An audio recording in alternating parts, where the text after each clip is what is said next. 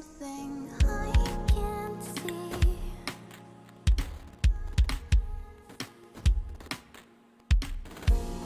Looking in a mirror, you are all I wish that I could be. My loving enemy. These frontiers we've torn apart, like we're all just made of stars.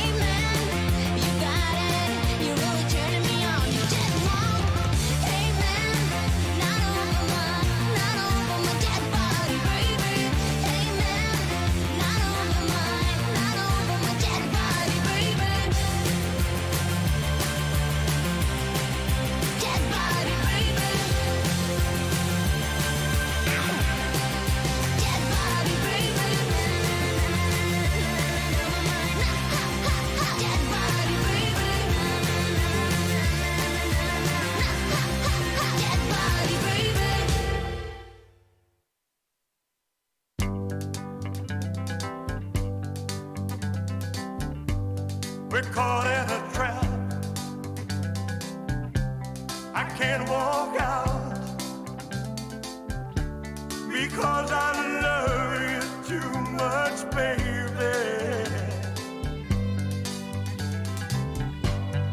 Why can't you see what you're doing to me when you don't believe a word I say?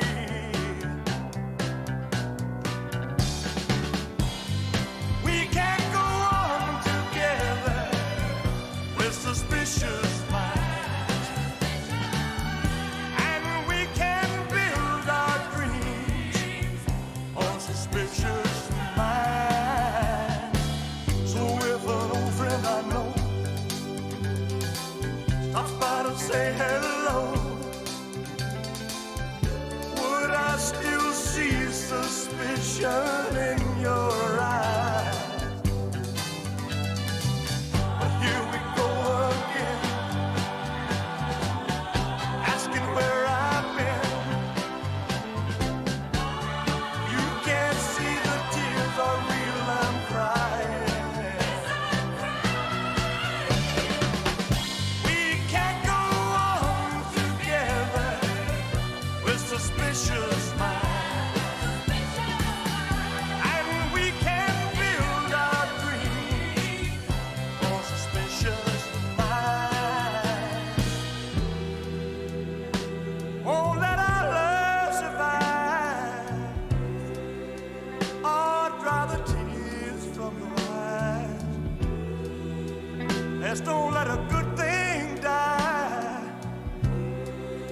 When, honey, you know I have never lied to you.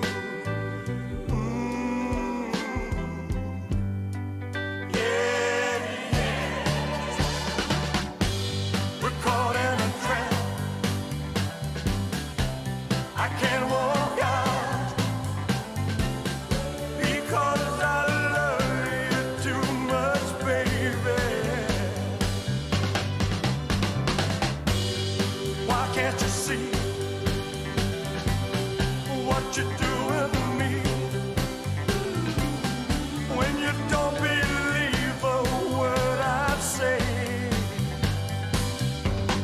Don't you know I'm caught in a trap? I can't walk out because I love you too much, baby. Don't you know I'm caught in a trap? I can't walk out because I love you too much, baby. Don't you know I'm caught in a trap? I can't walk out because I love you too much, baby. Don't you know I'm caught in a trap? I can't walk out because I love you too much, baby. Don't you know I'm caught in a trap? I can't walk out because I love you too much, baby. Don't you know I'm caught in a trap? I can't walk out because I love you too much, baby. Don't you know I'm caught in a trap? Thank you, Elvis. It is Tuesday. It is 8 o'clock, and that means that it is time for yet another Quizcazoatl Publess Pub Quiz. Week 26, according to what I have here. Can you imagine that? I think we may even have done a couple more as well. welcome back everyone. Welcome anyone who is new. For those of you who are not familiar, the Quizcazoatl Publess Pub Quiz is a pub quiz in 4 rounds. We will have 2 rounds of questions interspersed with some challenges from our picture sheet. If you haven't got a picture sheet yet, you can download it, bit.ly/quizcazoatl_pictures. That link ought to be there on the About section on the YouTube channel or on the Facebook invite or the Facebook page. If it isn't, or if I've spelt it wrong again, as I had for about 2 months a while ago, please do let me know. Interspersed into those 2 main rounds, we will have our music round, inviting you to identify songs from the 60s through to the 10s, and we will finish with the Quizcazoatl Wipeout round. If you would like to play against our Quizcazoatl regulars, then you should get yourself an answer form. Answer forms are available bit.ly/quizcazoatl_answers. That link will take you through to a Google form. Pick a team name, and we do ask you to give us an email address. This is only partly so as I can send you inappropriate messages when I'm drunk, but mainly in order to allow you to mark one of the other teams. We do have everyone mark everyone else, and it speeds the system up beautifully. So if you are willing, please do give us your email address so that we can set you up as a marker. There will be a few more bits of quadmin to go over as we go along, but let's get straight into it with question 1. And question 1 this week: what pea is the spongy white tissue that lines the rind of oranges and other citrus fruits? What pea is the spongy white tissue lining the rind of oranges and other citrus fruits?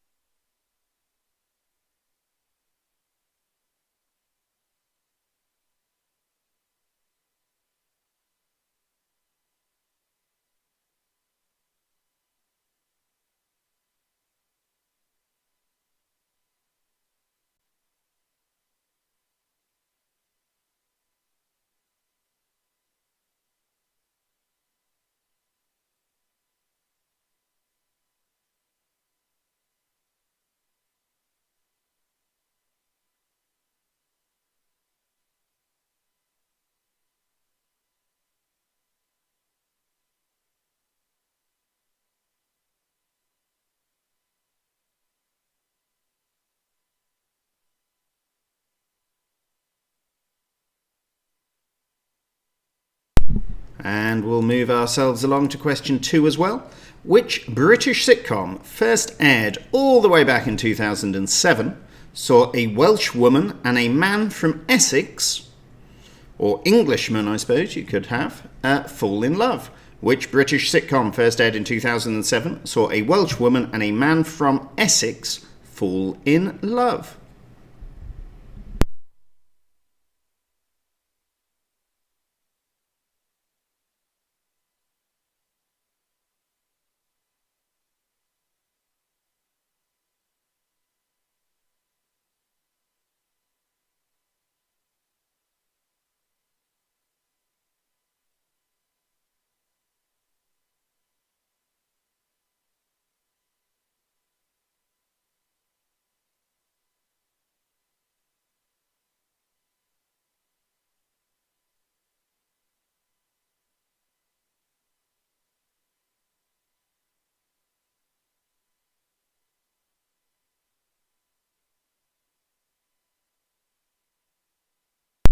Okay, question 3 takes us to our first picture of the day.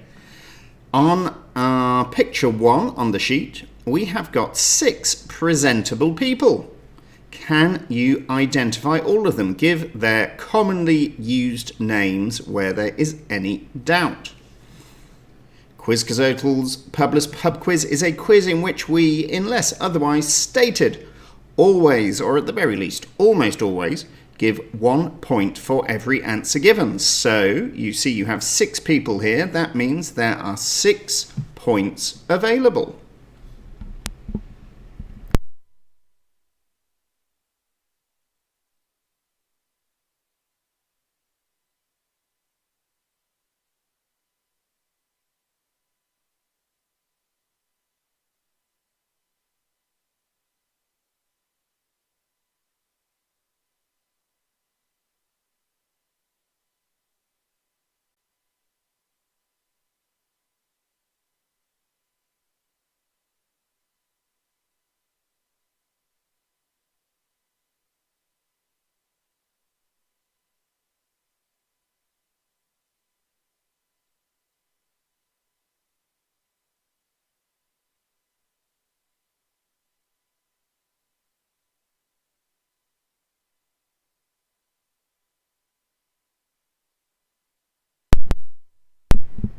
If you are new to the quiz, we always encourage teams to try getting a little bit ahead on these picture questions. Some of them have a few answers and take a little bit of working out. So start using every little ounce of spare time you have to get ahead of the curve, or you may find it difficult to finish when we get to the end of the round. Anyway, in the meantime, let's get on to question 4. Hydraulic fracturing is more commonly known by what shortened term? I was told that the original fracturing in this context was literally done by people going out and dropping sticks of dynamite down oil wells. Can you imagine that? And that because this process had been patented, and people would go and do it in the middle of the night to avoid being spotted, and that is where we get the term moonlighting from. I don't care if that's true, I like it. Anyway, hydraulic fracking is more commonly known by what shortened term?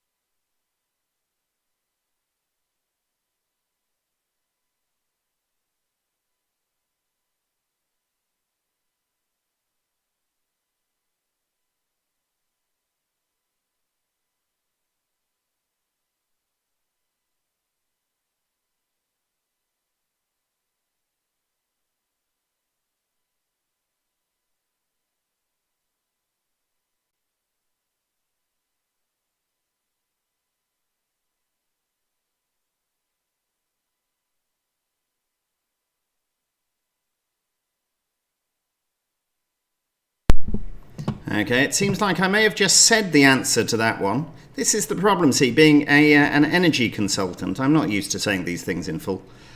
I will give a bonus point to whoever comes in with the best suggestion for an even more compressed shortened term for it. How's that for a deal? Anyway, presumably it hasn't taken you that long to get that one, seeing as I just told you. If anyone does need to have a question restated or to go back in time to listen to me saying the answer by accident, remember you can rewind the YouTube video. You may also use the comment thread on the YouTube to request a reread on a question from me. If you do use the rewind function, make sure to catch up again afterwards, or else you might find you are too slow to get your answers in for the final scoring. Anyway, question 5. What is the highest mountain in New Zealand? What is the highest mountain in New Zealand?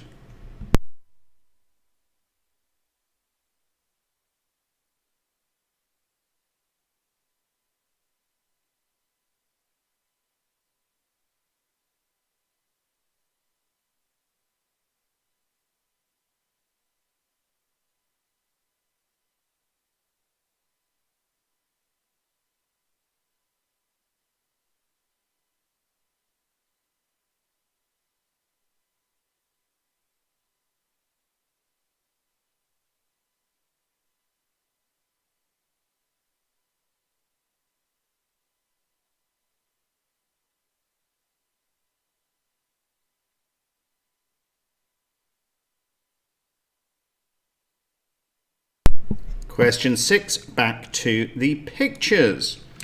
Second question is always the tried, true and tested Venn diagram question. You have got a couple of eggs in each of which there are some items. Can you find the entry that lives in the intersection between these two groups of words? We have an example there on the left in case you can't see what I'm talking about.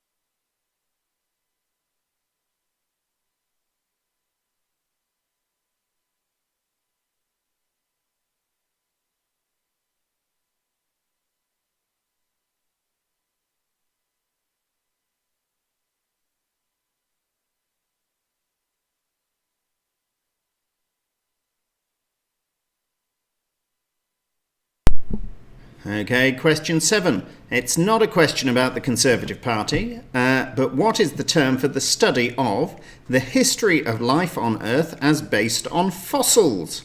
What is the term for the study of the history of life on Earth as based on fossils?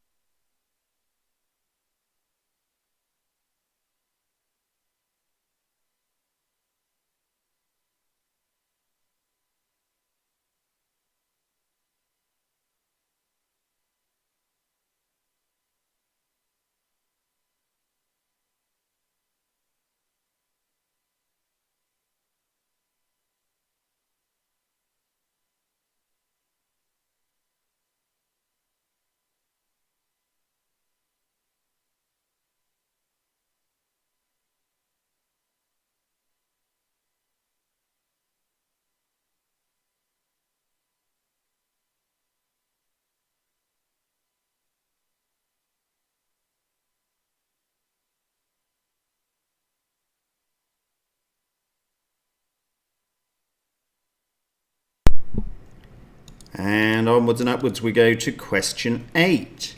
Can you name 6 English cities that start with the letter L? Neither London nor the City of London are included on this list. So can you name 6 English cities, not London, that start with the letter L? For no bonus points at all, identify them as medium, high or very high risk. 6 points on this one.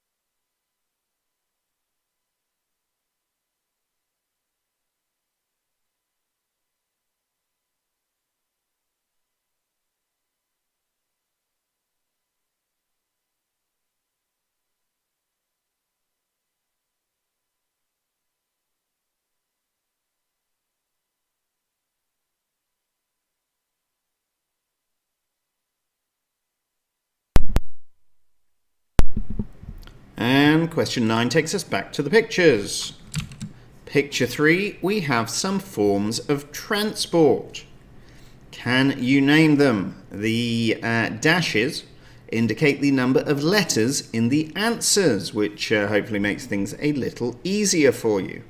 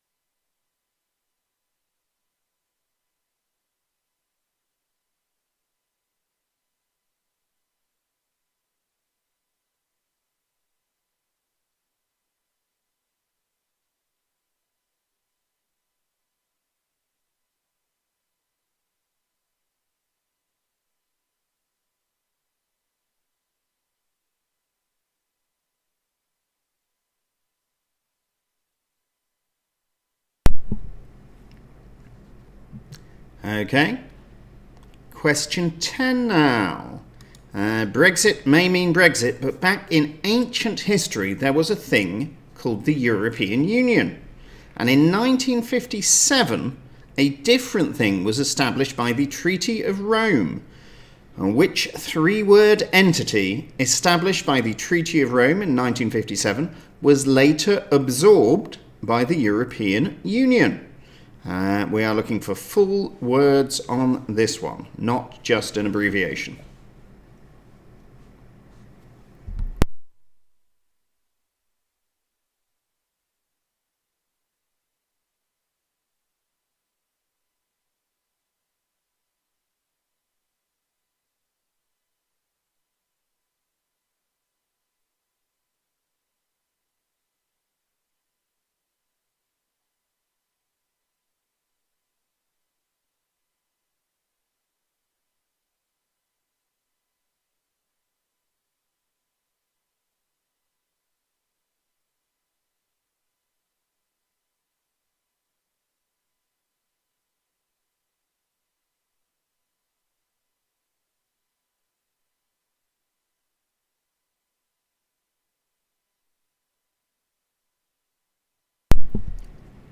Question 11. Which three England players have received red cards in men's FIFA World Cup matches? And that is in the finals, not in the qualifiers. Which three England players have received red cards at men's FIFA World Cup matches?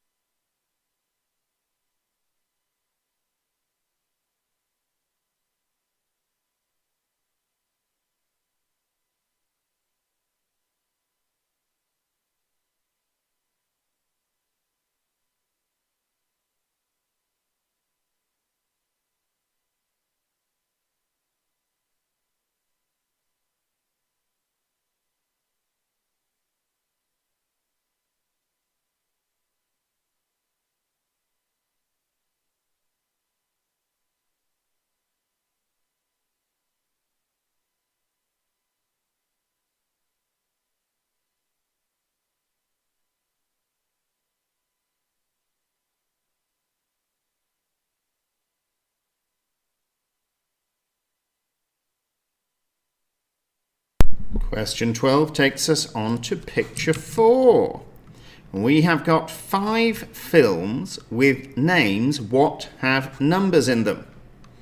5 films with names what have got numbers in them. Can you name all of them? Looking for full titles, not just the numbers.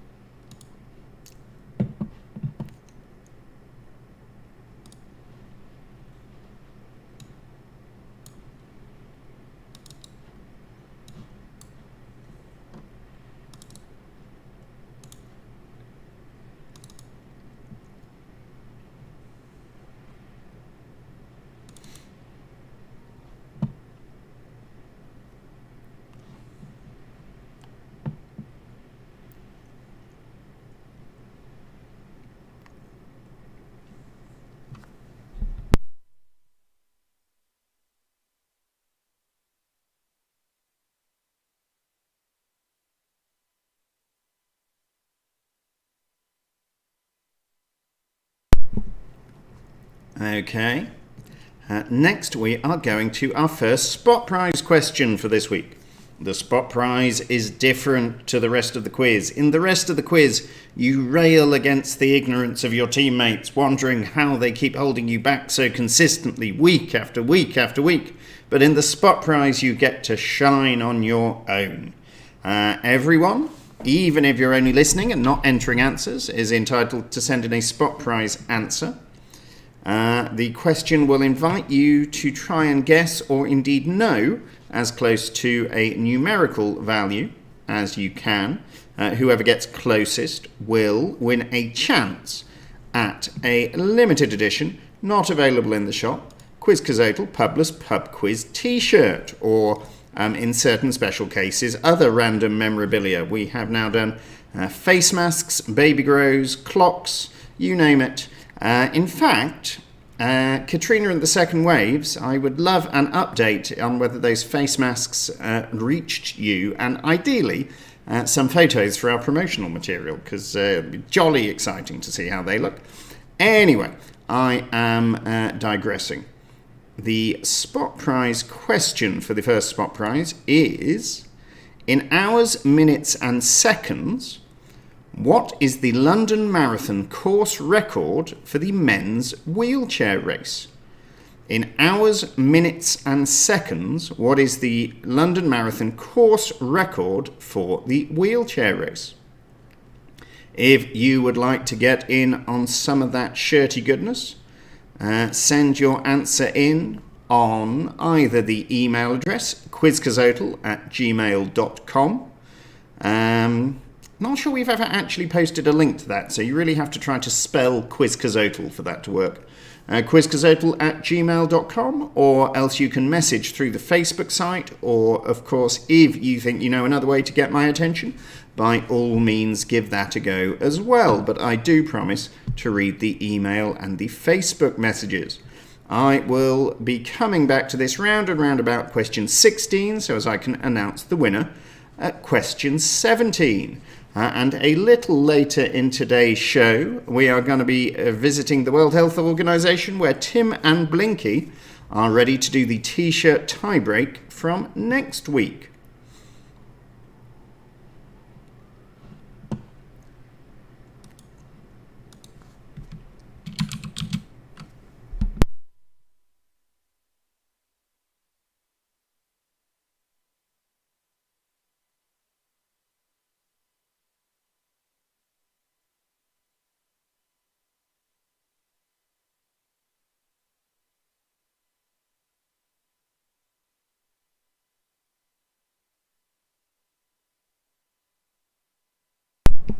And if you've got those sent off, or if you're just not paying any attention to the spot prize, In politics, question 13, what word means the transfer of power from a central body to a regional body? In politics, what word means the transfer of power from a central body to a regional body?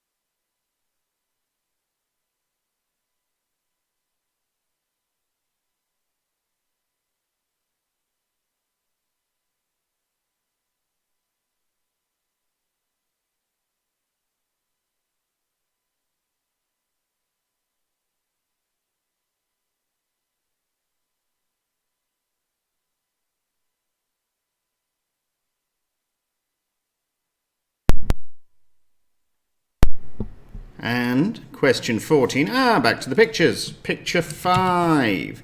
This is the blast from the distant past. That is predictive text. Do you remember back before swipey text when you had to guess which numbers corresponded with which word?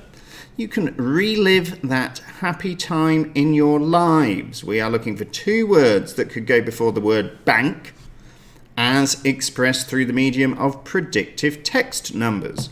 2 words that could go before the word bank. 2 points available.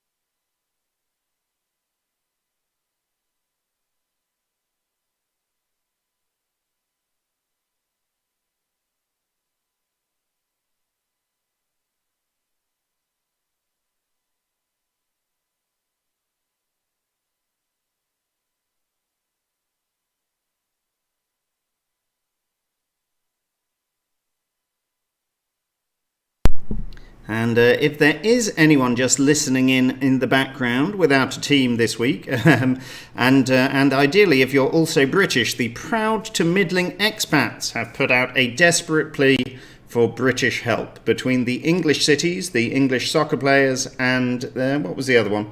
There was another the British sitcoms. They are looking for love via the internet quiz dating forum that is our comment thread. So if you would like to join their call and try and make arrangement through the comments, and we can build some friendships.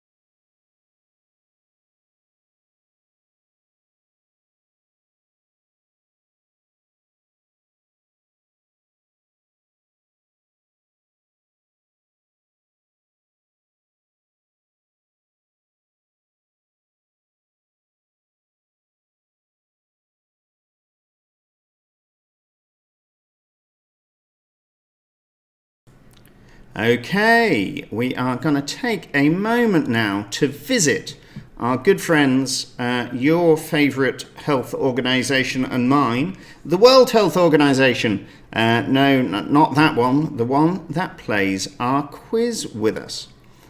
So, last week's T-shirt tiebreak winners, we have... Oh, where am I? Focus. We have got everyone on the wrong window. Bear with me 5 seconds while I find the boys.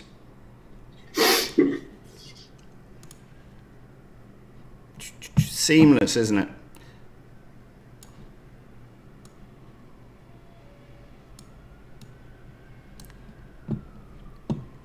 We have got Blinky. Hi, Blinky. Hello. And we have got Tim. Hello. So, rather irritatingly, frankly, the World Health Organization team last week took not only 2 places in the T-shirt tiebreak, as illustrated here by Tim and Blinky, but also won the quiz. So, I am going to bring our team T-shirt question and our T-shirt tiebreak question together this week. So first off, I'm going to give Tim, Blinky and any of the rest of their team who are able to listen in real time their question for the T-shirt tiebreak last week. You, as always, have 30 seconds to think of your answer. The question is based on an announcement made, what I can only refer to as some weeks ago, because I've forgotten what the date is. How much funding is the UK going to provide to the World Health Organization every year for the next 4 years on average? UK funding to the WHO every year for the next 4 years on average. I'll give you plus or minus 10%. Anyone? Sorry. Blinks. Go with it. I go £200 million. Why not? £200 million, Chris. You don't normally have to turn the countdown music off before it finishes. You said, what did you say, 240?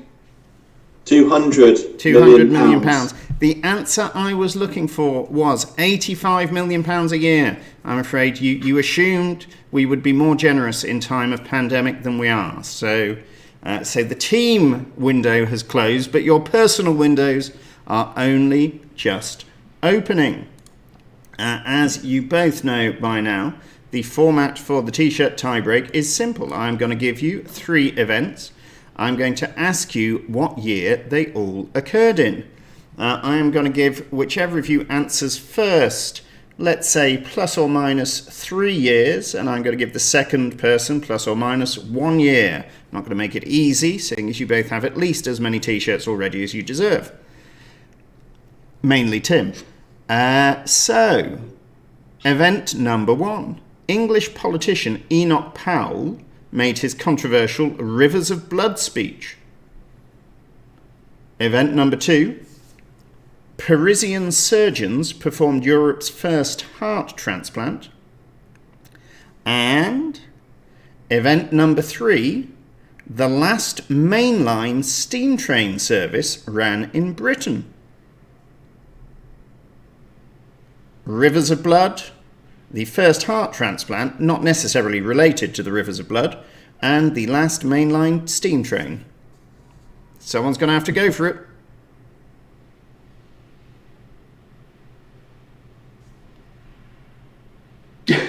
You've got 3 seconds, or else I'm saying no one won. 1957. 1957, that is not close enough, I'm afraid. Blinky?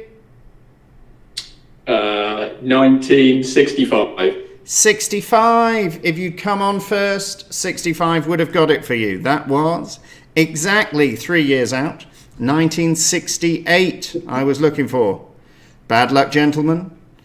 No beans this week, but good luck with the rest of the quiz and, of course, with the rest of the spot prizes, although I think at least one of you had a marathon guess that was way off. Anyway. Cheers for playing. Thanks. See you Bye. later. Bye-bye.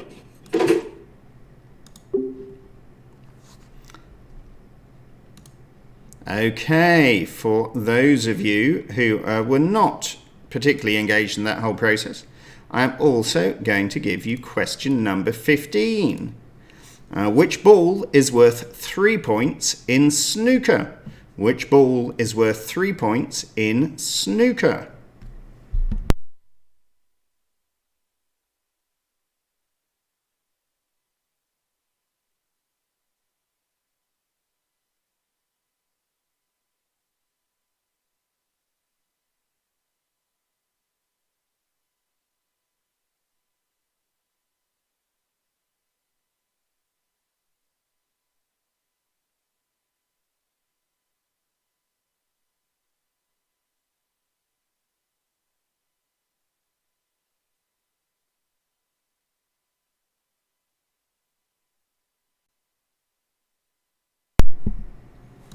Okay, let's go to 16 as well.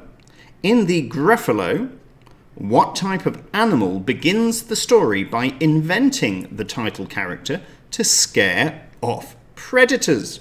In the Gruffalo, what type of animal begins the story by inventing the title character to scare off predators?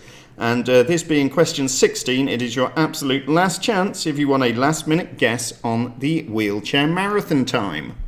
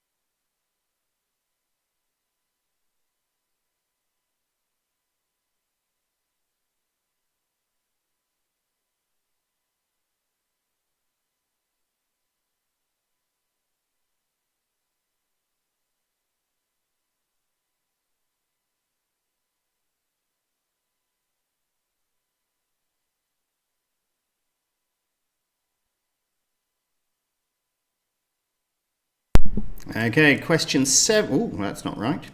Question 17 takes us back to the pictures. Oh, that's not right either. Picture 6, we have got some logos for you to identify. I spy, I think, 5 logos there. Can you tell us what each of them represents? 5 points available. And, of course, it being question 17, it is time to declare a winner on the first of the T-shirt tie breaks. And it's barely worth even asking, is it? Blinky, an hour and 52. To be fair, you weren't that far off, but you were 24 minutes out. The correct answer, 1 hour, 28 minutes and 57 seconds. And that means that who else but Auntie Anne is closest again for the first spot prize. Well played. If, Auntie Anne, you can get the second spot prize question too, we will be sorting you out with a new piece of Quizcazoatl memorabilia. Otherwise, you're in the T-shirt tiebreak for next week.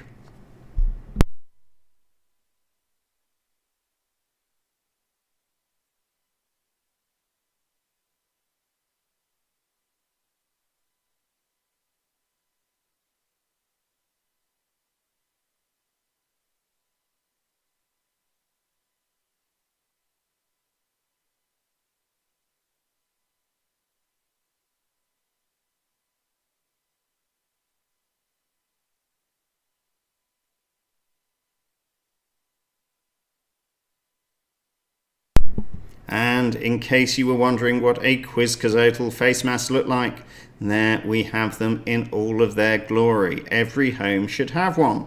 It's not entirely clear to me how well sealed those are around the edges. I am genuinely hoping that we are not tricking people into wearing masks which give no protective function.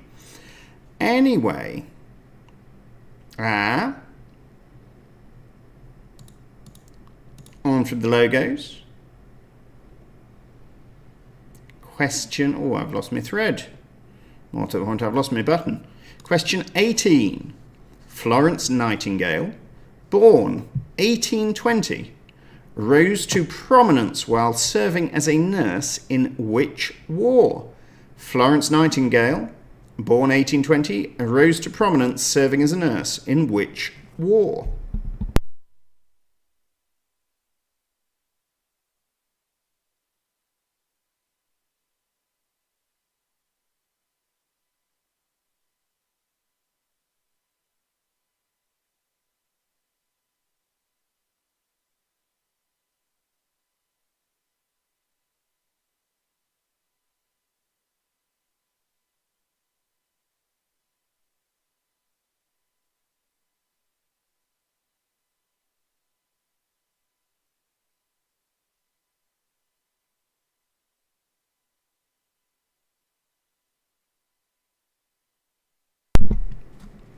Our last picture for the first half takes us to, oh, not that one, takes us to picture 7.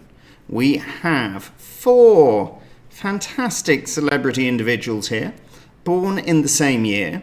Can you tell us, it says 3 names, but I am going to stick my neck out and say that that is 4 people. So let's expand the parameters and say, give us 4 names and the year. You get plus or minus 1 year on the birth year. 5 points available.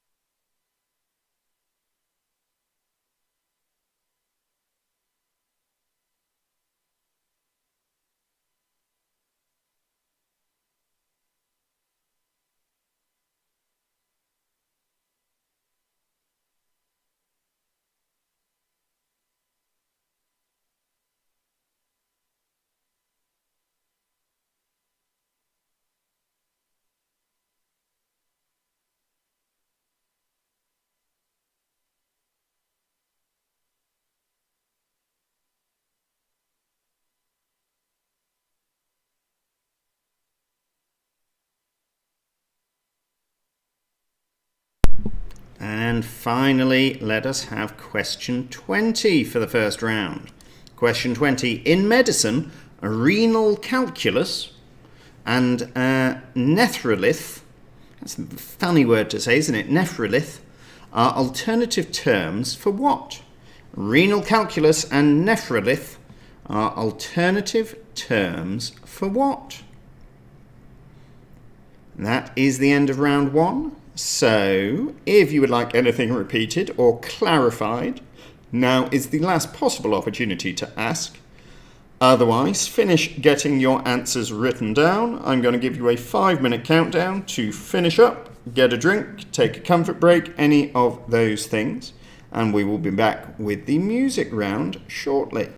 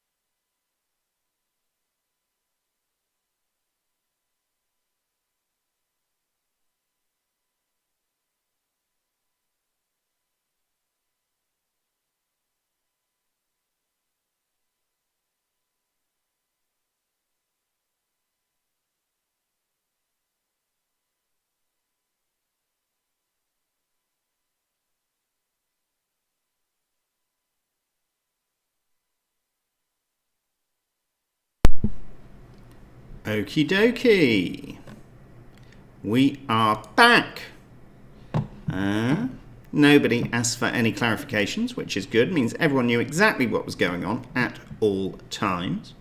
And I am ready to hit you with the music round. So you should have hit submit on your round one answers by now. When you hit submit, as you will probably either have already discovered or not find it even slightly helpful for me to say, do follow the links through to the music round.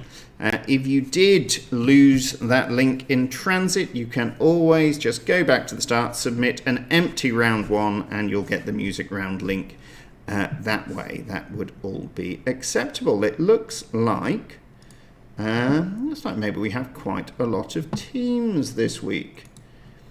Anyway, I will be having a look at those. And in the meantime, it is time to get the music round going. You will have 6 songs from the 60s, 70s, 80s, 90s, noughties and tenties. Can you identify the title of the song and the performing artist? That means 2 points available per song. I'll play them for you once. I'll give you a minute to think about it, and then I'll play them again. During the second playthrough, I will be emailing out the marking links, so please, if you're a marker, do check your inbox. Here you go.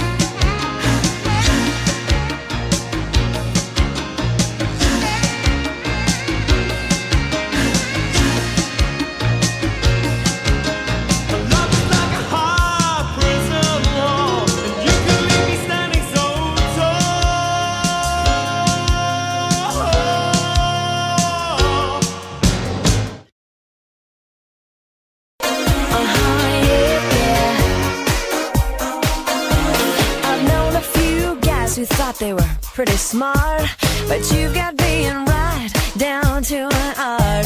You think you're a genius, you drive me up the wall. You're regular, original, know-it-all.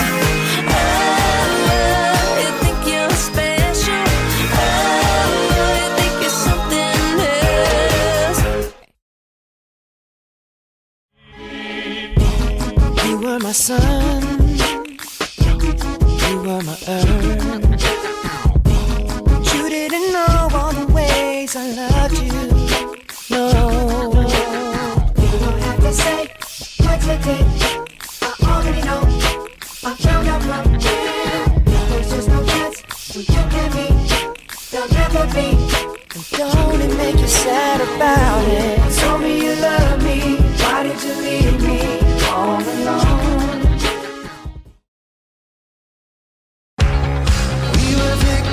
Of the night, the chemical, physical, kryptonite, helpless to the base and the fading light. Oh, we were bound to get together, bound to get together. She took my arm, I don't know how it happened. We took the floor and she said,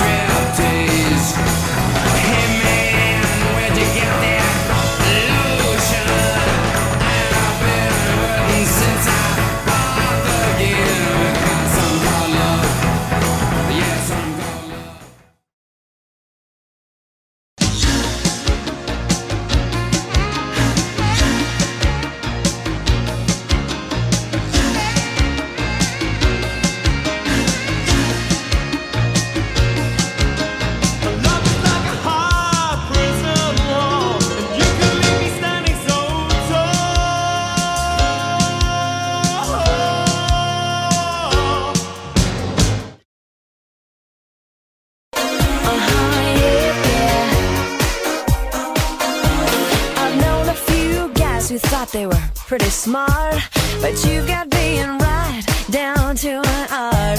You think you're a genius, you drive me up the wall. You're regular, original, know it all. Oh, you think you're special. Oh, you think you're something else. You were my sun, you were my earth. You didn't know all the ways I loved you. No, you don't have to say what you did. I already know. I found out from within. There's just no chance who you can be. There'll never be. And don't it make you sad about it? Told me you love me. Why did you leave me all alone? We were victims of the night. The chemical, physical, kryptonite. Help us to the base and the fading light. Oh, we were bound to get together, bound to get together. She took my arm, I don't know how it happened. We took the floor and she said, oh, don't you dare look back, just keep your eyes on me. I said you're holding back.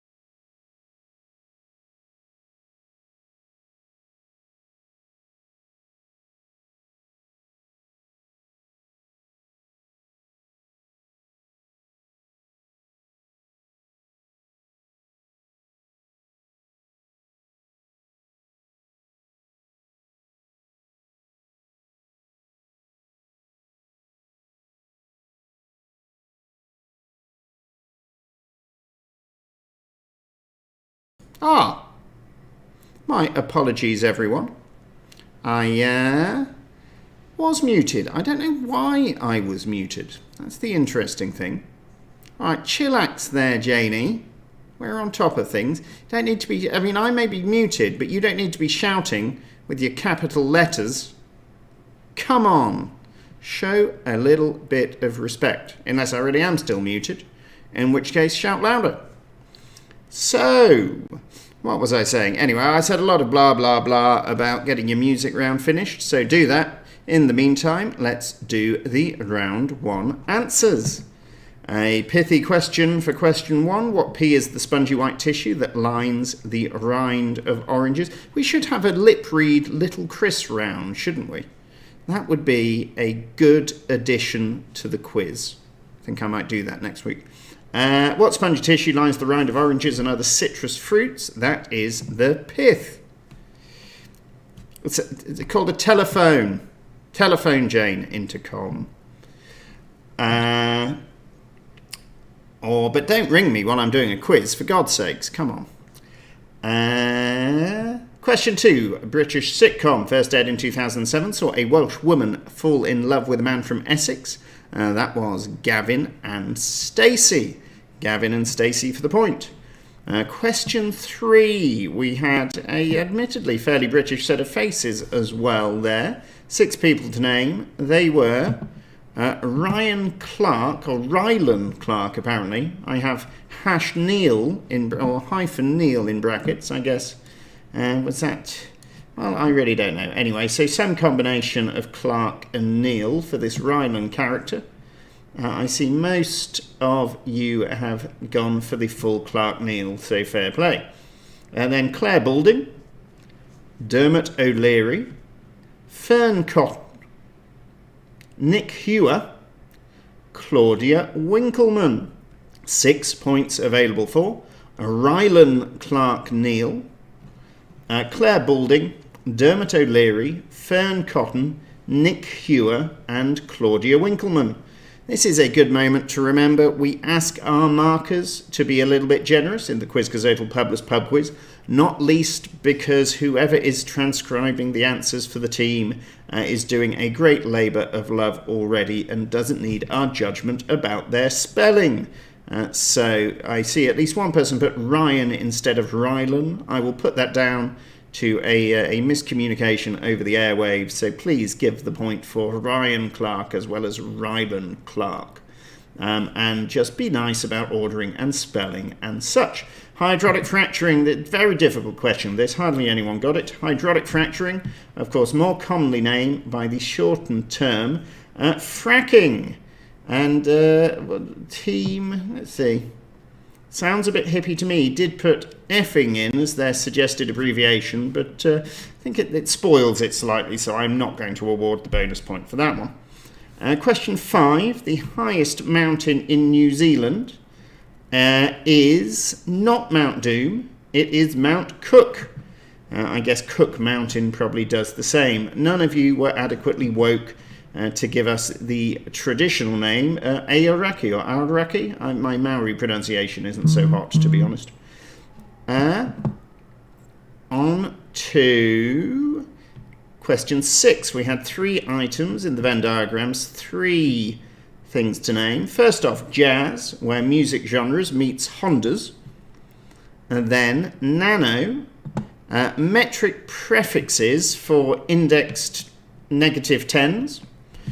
With iPod models. And finally, crystal, where your wedding anniversary meets your ball. Crystal ball and crystal wedding anniversary. 3 points for jazz, nano and crystal. Question 7. The study of the history and life of life on Earth as based on fossils. Paleontology. Paleontology for a point. Next, 6 cities beginning with L in England, not including London. Lancaster, Leeds, Liverpool, Lincoln, Leicester and Lichfield. Or in alphabetical order, Lancaster, Leeds, Leicester, Lichfield, Lincoln, Liverpool. Or in order of length, Liverpool, Lancaster, Lichfield, Leicester, Leeds, Lincoln? No, that was wrong. Wrong on at least 2 counts. Anyway, 6 points for any combination of Liverpool, Leeds, Lancaster, Leicester, Lincoln, Lichfield. Question 9. We had some forms of transport to identify. Looks like most of you did pretty well on this. We had first off the catamaran. Then we had a Segway, a dirigible, a handcar. Here we are. We have a suggestion of cotton balls. What's a cotton ball? You get what was that stuff that you used to use to mop things up? I suppose they are cotton wool. Cotton balls. Is cotton ball diet?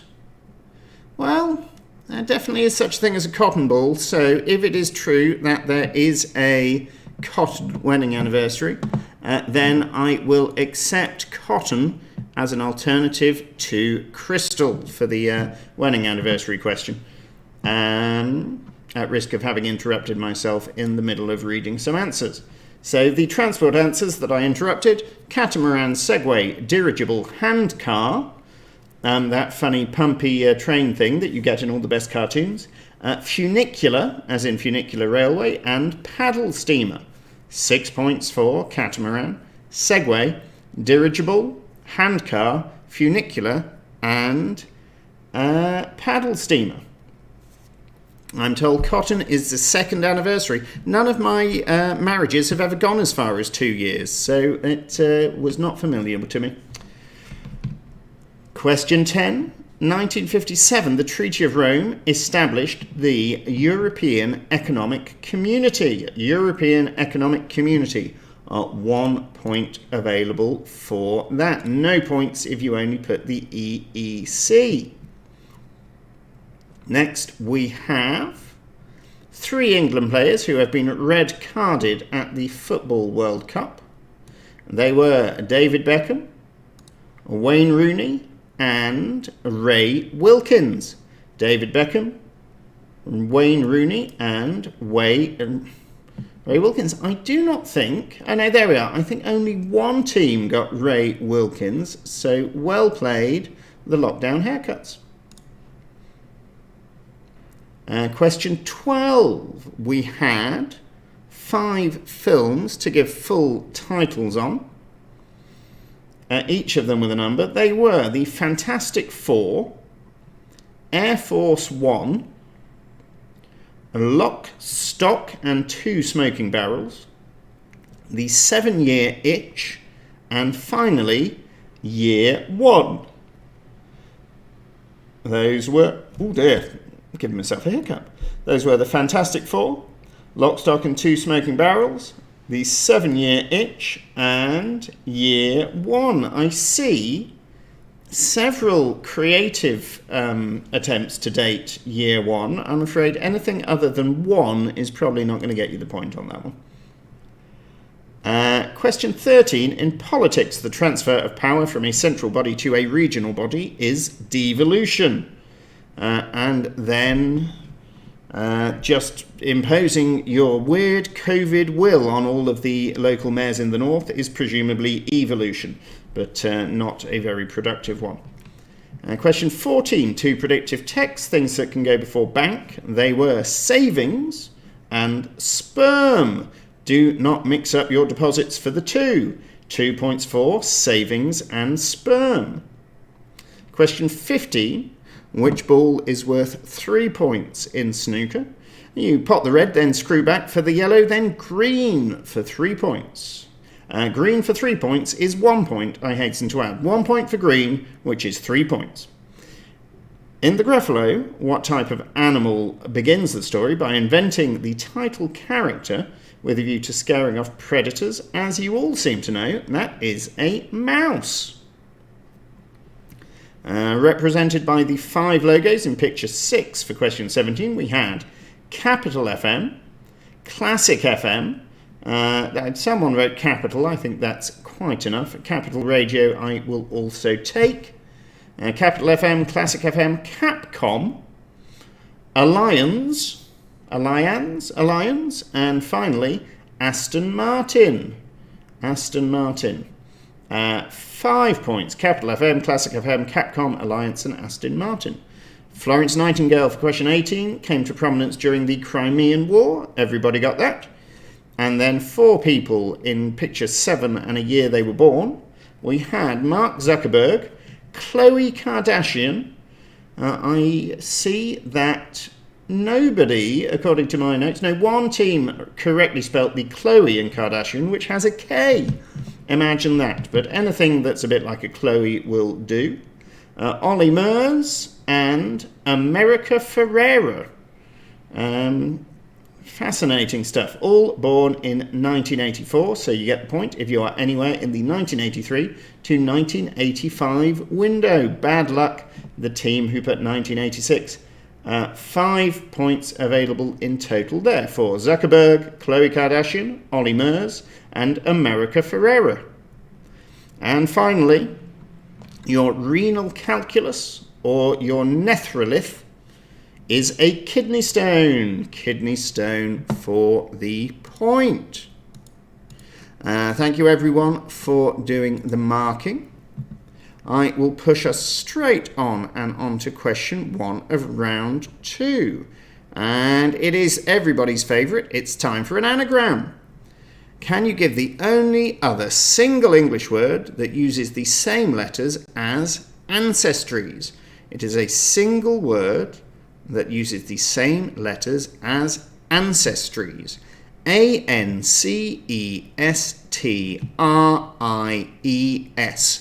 Ancestries.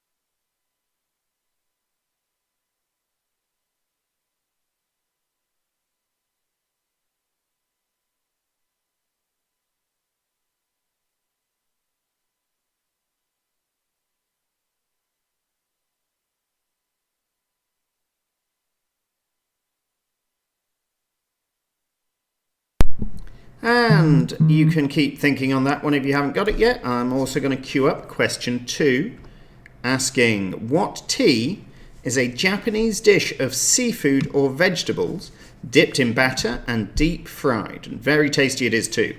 What tea is a Japanese dish of seafood or vegetables dipped in batter and deep fried?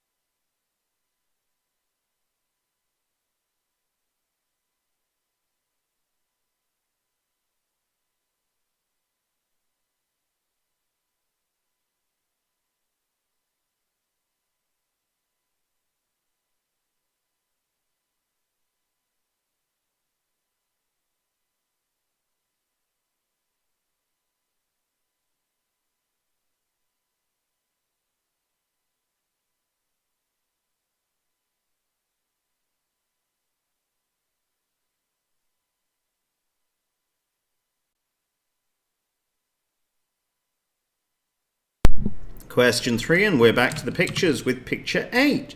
We have got some more Roald Dahl books. Can you identify 4 Roald Dahl books based only on the initials of the titles?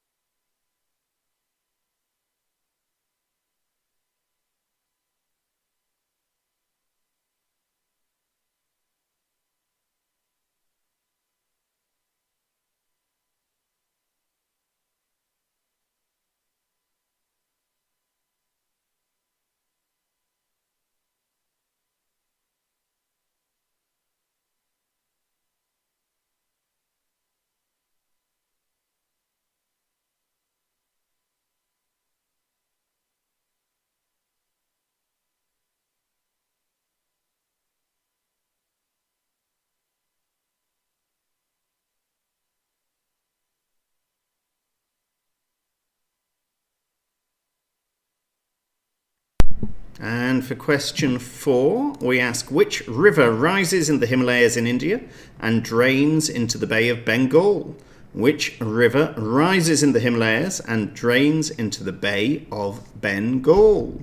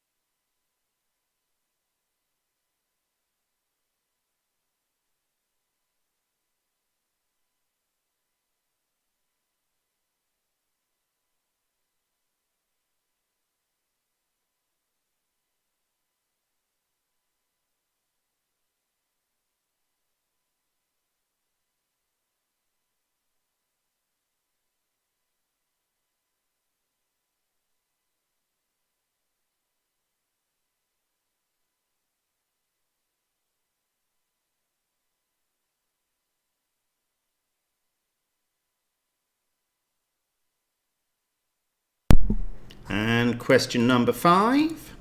The name Madiba is used to refer to which person in their native country?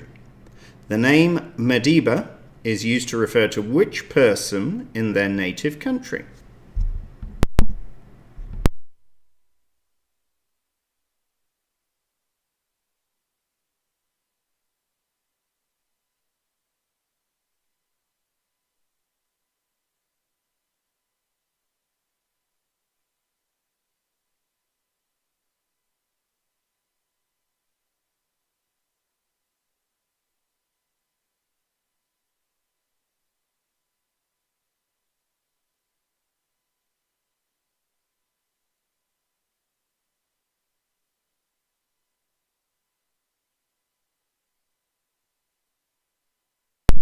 I can give a little scores update after round 1. As often after one round, a pretty tight field. We have, sounds a bit hippie to me, even without the intercom, on 47. Just a smudge ahead of underperforming previous champs, Katrina and the Second Waves. They are towards the back on 46. The lockdown haircuts in the middle, 46.5. The Footlins off to a roaring start on 49. The proud to middling expats controversially managing to register 46.52 points. I may have to look into the .02. The Midway Kings 45, and last week's winners, this week's dominant predator, the World Health Organization, on a full 50. I'll come back in a couple of questions to do the music marking.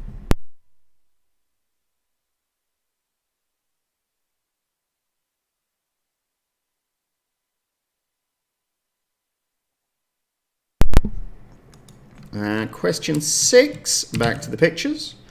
Can you identify these characters who were once younger? In these photos, they are younger than they are now. I'm going to give you a clue. It's true of essentially all photos. But in this case, the gap is bigger than it could be. So can you identify the 6 young whippersnappers and the adult types they grew into?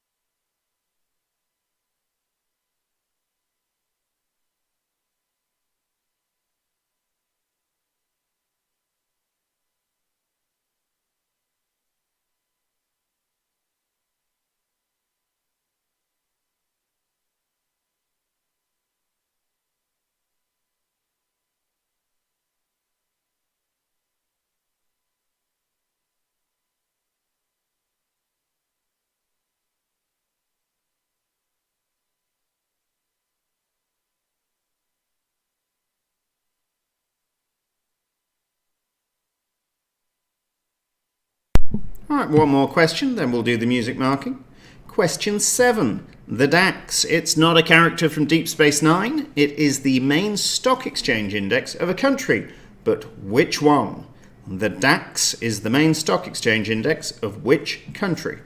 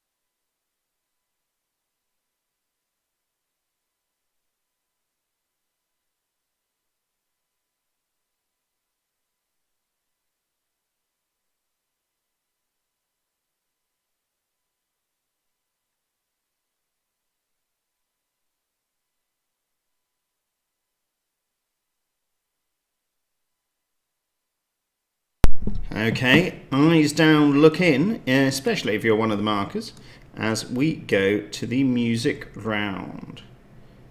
So, first off, we had a absolute classic, Marvin Gaye with I Heard It Through the Grapevine.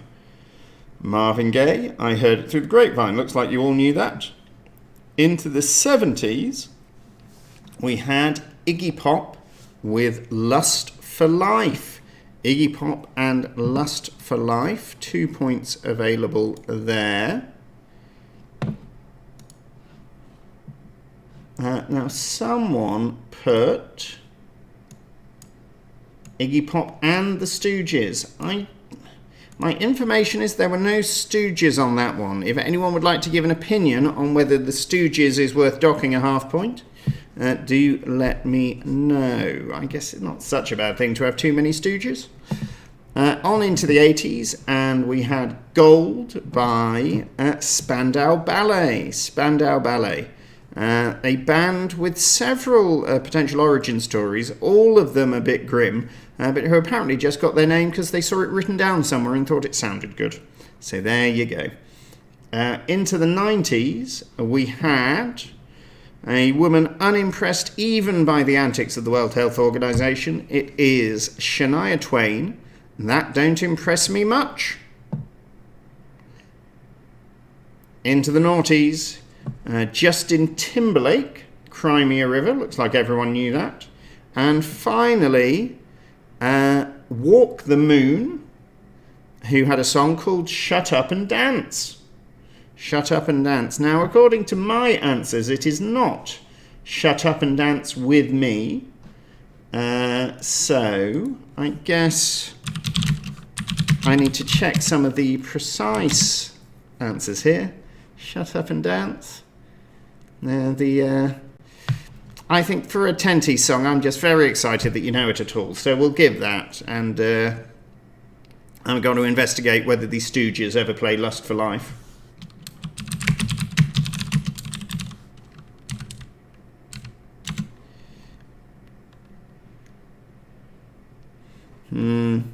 It's definitely a solo album. I think, well, I'll leave it up to the markers. We can probably afford to be generous and give Iggy Pop and the Stooges, can't we? But if you're feeling mean, give them half a point.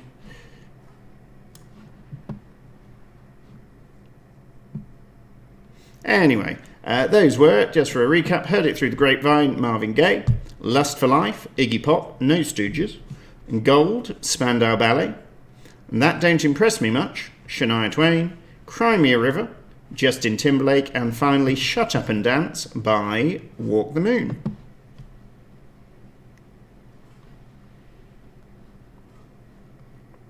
And we'll get question 8 up as well. Jolly exciting. Question 8 takes us to our next audio clue. I am going to play you 3 clips. Listen to how they sound and listen to what they say. Can you work out who they are? Number 1. Yeah, we've had a few hammers snap in half. I've tripped on the cape.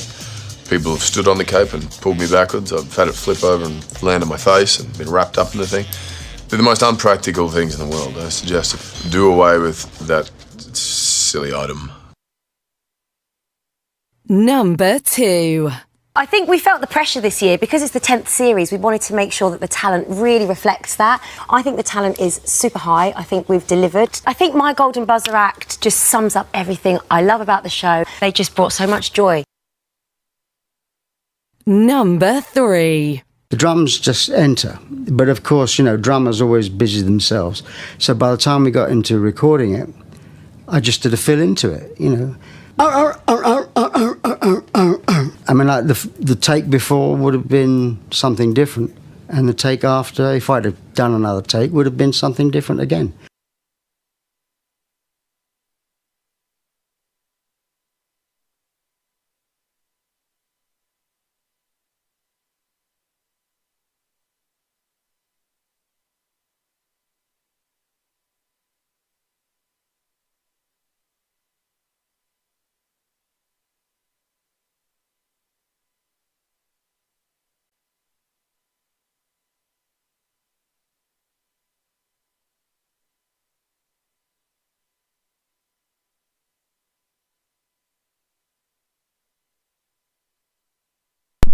Okay, I'll play those for you one more time. Number 1. Yeah, we've had a few hammers snap in half. I've tripped on the cape. People have stood on the cape and pulled me backwards. I've had it flip over and land on my face and been wrapped up in the thing. They're the most unpractical things in the world. I suggest to do away with that silly item. Number 2. I think we felt the pressure this year because it's the 10th series. We wanted to make sure that the talent really reflects that. I think the talent is super high. I think we've delivered. I think My Golden Buzzer act just sums up everything I love about the show. They just brought so much joy. Number 3. The drums just enter. But of course, drummers always busy themselves. So by the time we got into recording it, I just did a fill into it. I mean, like the take before would have been something different, and the take after, if I'd have done another take, would have been something different again.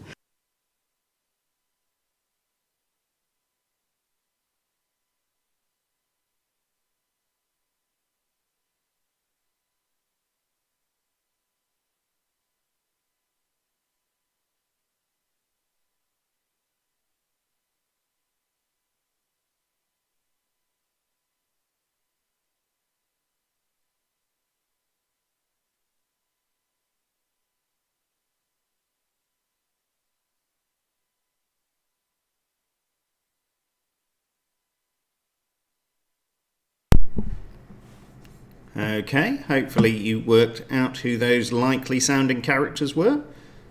Takes us to question 9. What G was the type of mythical creature of which Medusa was an example? What G was the type of mythical creature of which Medusa was an example?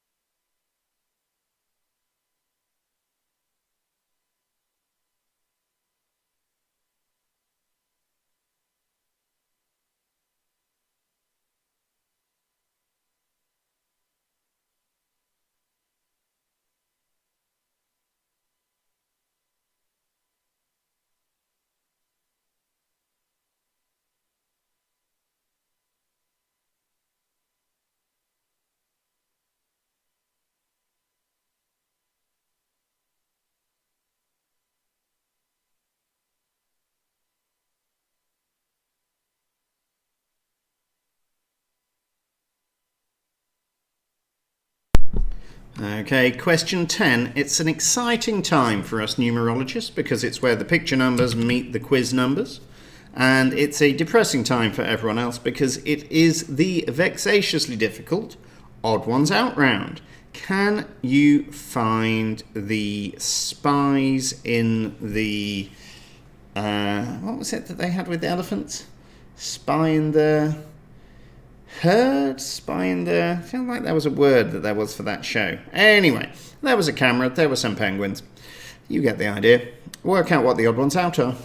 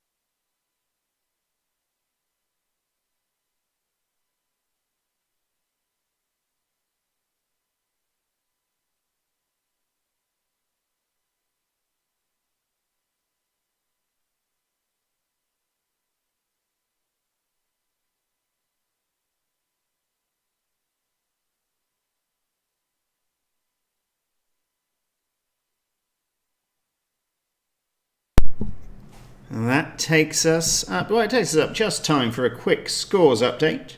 Not too much has changed after the music round. 4 teams getting all 12 points. Well done to all of you. And they were pretty much the teams who were leading already. So that's sort of doubled down a little. But up in the top, we got the WHO, 62, followed by the Footlins, 61, running a full complement, I believe. Equal on 58.5, having lost their 0.02 along the way, the proud middling expats and the lockdown haircuts.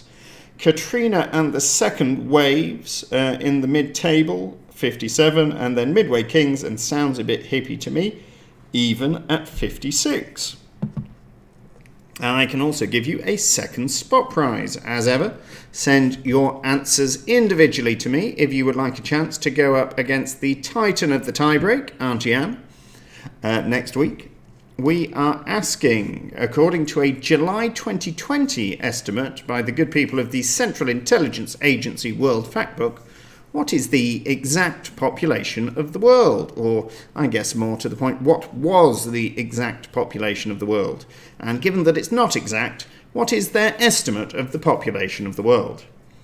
What sort of person writes a question that says, according to an estimate, what is the exact population of the world, by the way? Monsters. All of which notwithstanding, send your answers to me at quizcazoatl@gmail.com, through the Facebook Messenger service, or on WhatsApp if you know how, or anything else you care to do. I promise to look at the Messenger and the Gmail.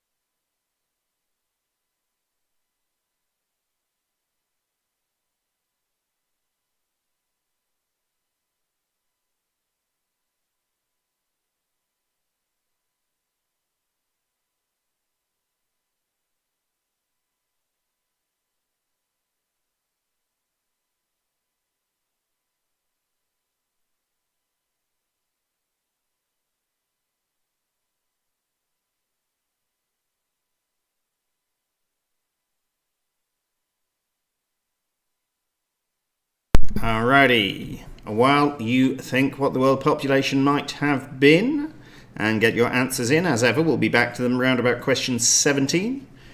We ask now, Alexander the Great was born in the ancient city of Pella, but in which modern-day country is Pella? Alexander the Great, born in the ancient city of Pella, but in which modern-day country is Pella?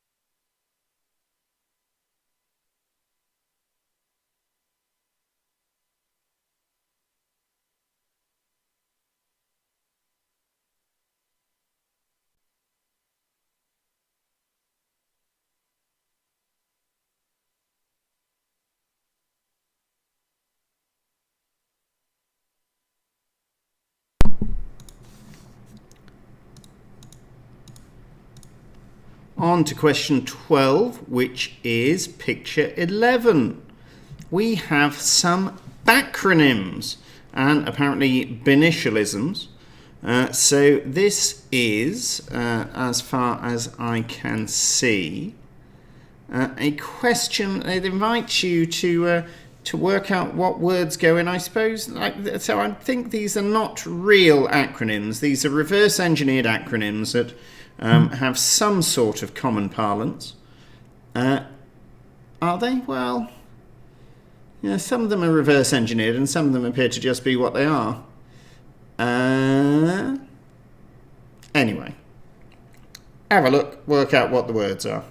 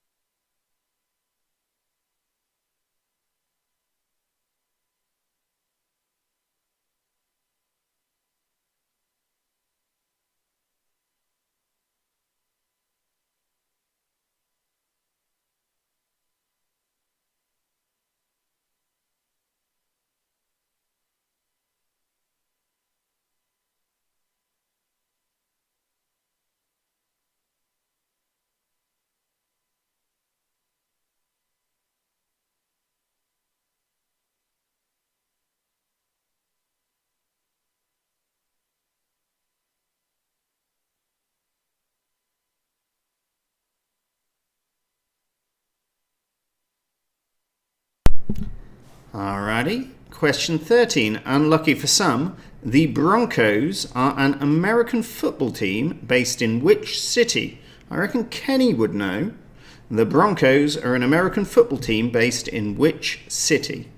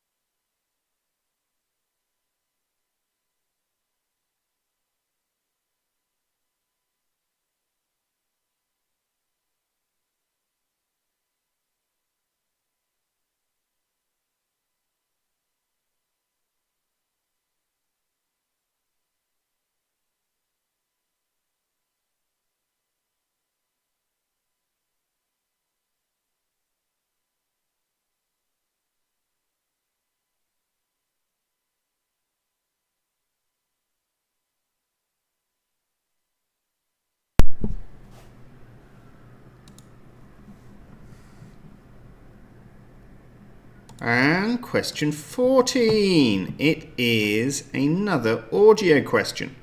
And this time I am going to give you 3 film clips. Can you name the 3 films? I'll play them once, I'll give you a moment to discuss it, and I will play them again. Number 1. Sir Saito, we can train your subconscious to defend itself from even the most skilled extractor. I know how to search your mind and find your secrets. I know the tricks, and I can teach them to you so that even when you're asleep, your defense is never down. Number 2. Zed, call the Archelians, tell them we have the galaxy. You got it, Fred. While you was in there playing around, I was down here doing all the work. You know, first I had to beat him in the head with this big rock, then I was gonna hit him with this 2x4. Not bad for your second day of work, is it? This definitely rates about a 9.0 on my weird shit-o-meter. Number 3. I think it's a joke, sir. Like, Sillier Sodus or Bigger Sticker, sir. What's funny about Bigger Stickers? I have a very great friend in Rome called Bigger Stickers.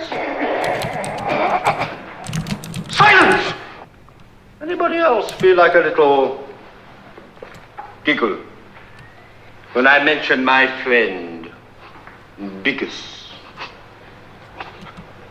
Dickus.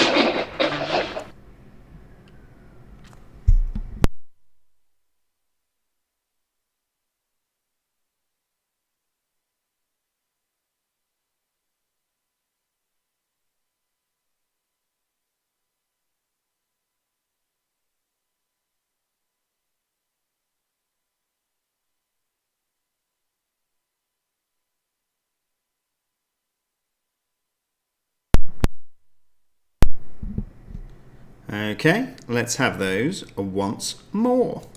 Number 1. Mr. Saito, we can train your subconscious to defend itself from even the most skilled extractor. I know how to search your mind and find your secrets. I know the tricks, and I can teach them to you so that even when you're asleep, your defense is never down. Number 2. Zeth, call the Archelians, tell them we have the galaxy. You got it, Fred. While you was in there playing around, I was down here doing all the work. You know, first I had to beat him in the head with this big rock, then I was gonna hit him with this 2x4. Not bad for your second day of work, is it? This definitely rates about a 9.0 on my weird shitter-meter. Number 3. I think it's a joke, sir. Like, silly as Sodus or big as Dickus, sir. What's, funny about Biggest Dickus? I have a very great friend in Rome called Biggest Dickus. Silence! Anybody else feel like a little giggle when I mention my friend Dickus? Dickus.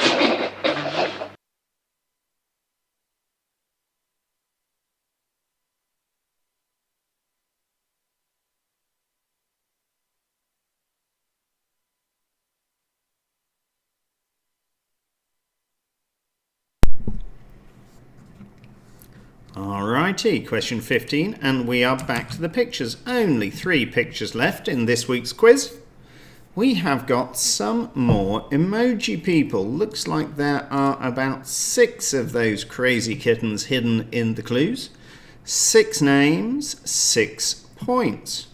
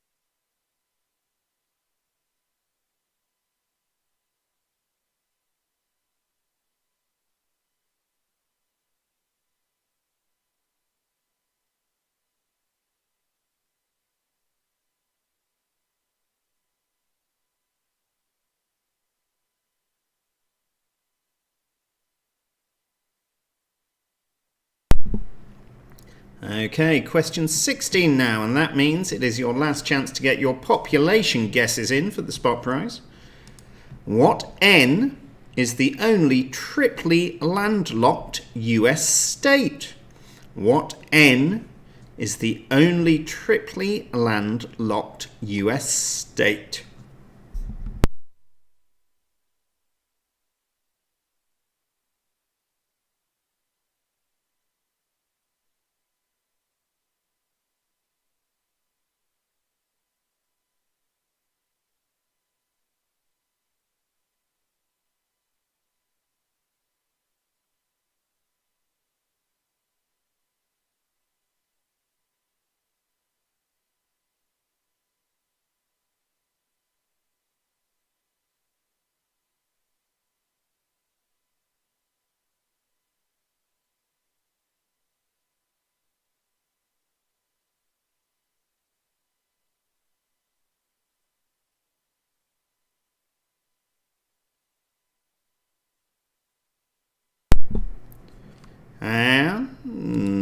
penultimate picture for the day for question 17. We have some missing vowels from the French cities or communes.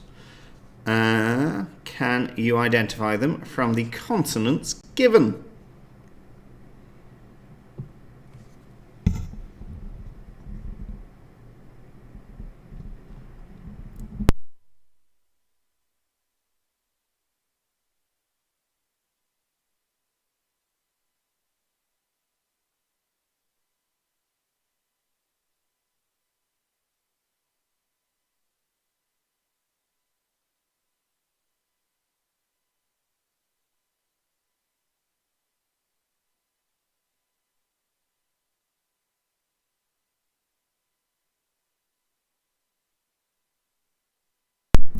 And I can give you the spot prize answers. Well, Richard, with just under 1 billion people, I'm afraid that either you thought that the coronavirus is even worse than it is, or you're a little behind the curve.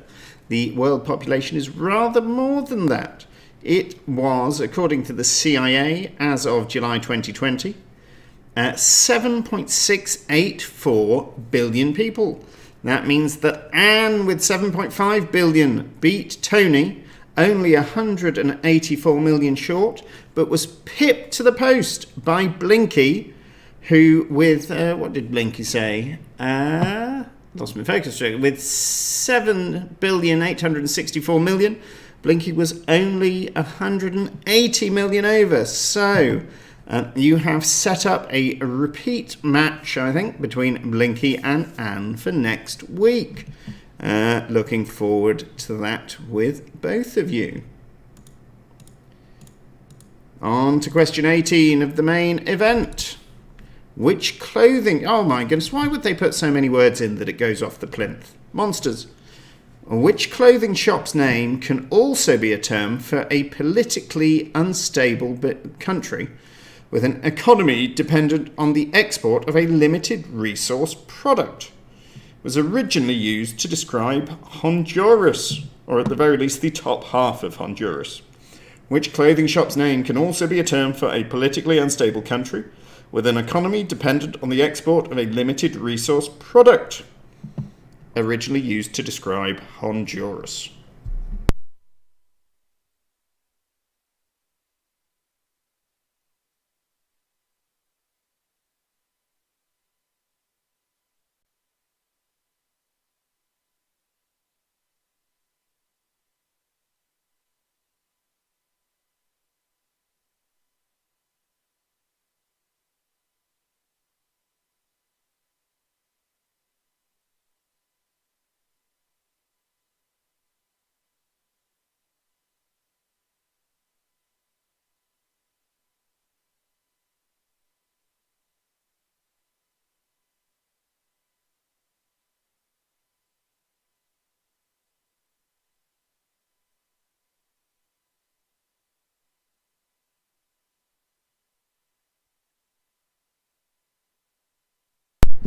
Alrighty, question 19. It's our final picture for the day. I'm sure you've had a little bit of a look already.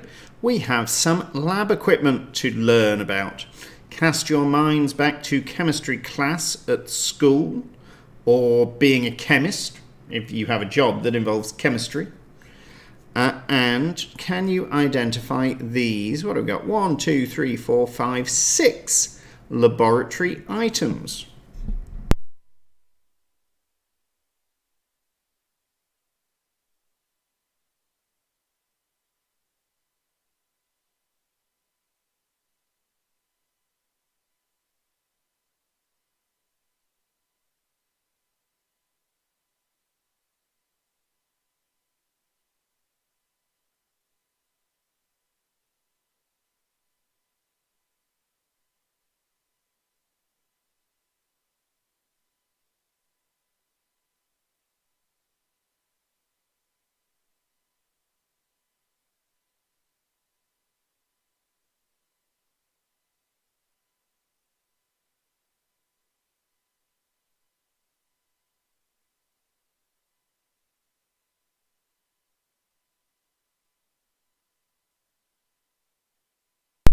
And the final question for round 2. also the name of a Pink Floyd album? Or what is rung in or around Parliament to signal that a vote is about to take place? It's also the name of a Pink Floyd album, but what is rung in or around Parliament to signal that a vote is about to take place? And that's the end of round 2, so I am going to give you a 3-minute countdown to get your round 2 answers in, and after that we are going to go straight to the wipeout round.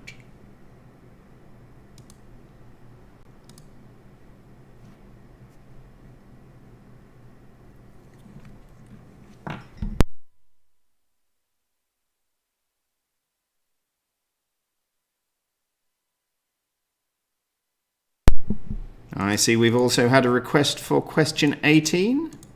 Question 18 is, which clothing shop's name can also be a term for a politically unstable country with an economy dependent on the export of a limited resource product? This term was originally used to describe Honduras. Which shop's name can also be a term for a politically unstable country?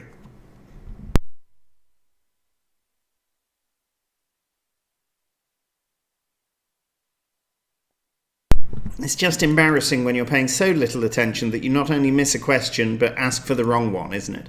We've had an upgrade to asking for 16. What N is the only triply landlocked US state? What N is the only triply landlocked US state?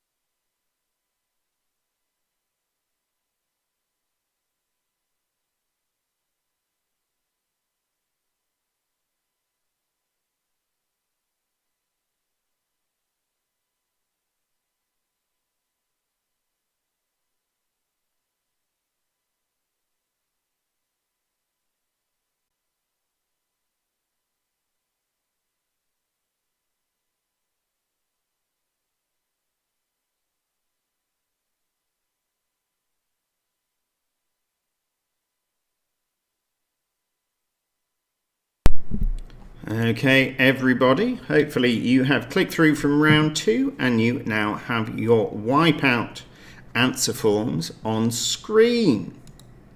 In the wipeout round, as you well know, the last letter of every answer is the first letter of the next answer.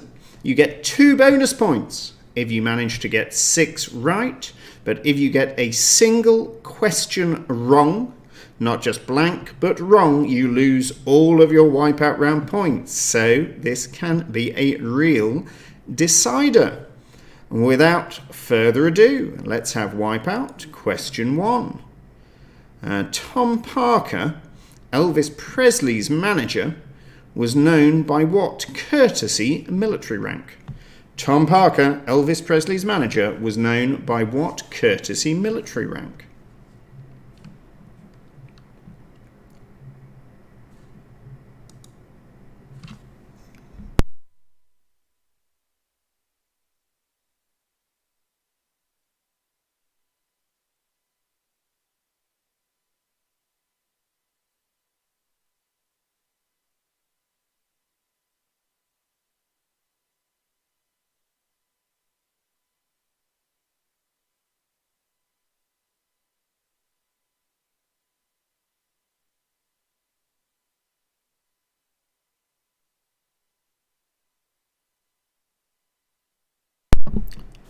Wipeout question 2. I think Austin Powers lost his once, but from the Latin for desire or lust, what term is used for a person's sex drive? From the Latin for desire or lust, what term is used for a person's sex drive?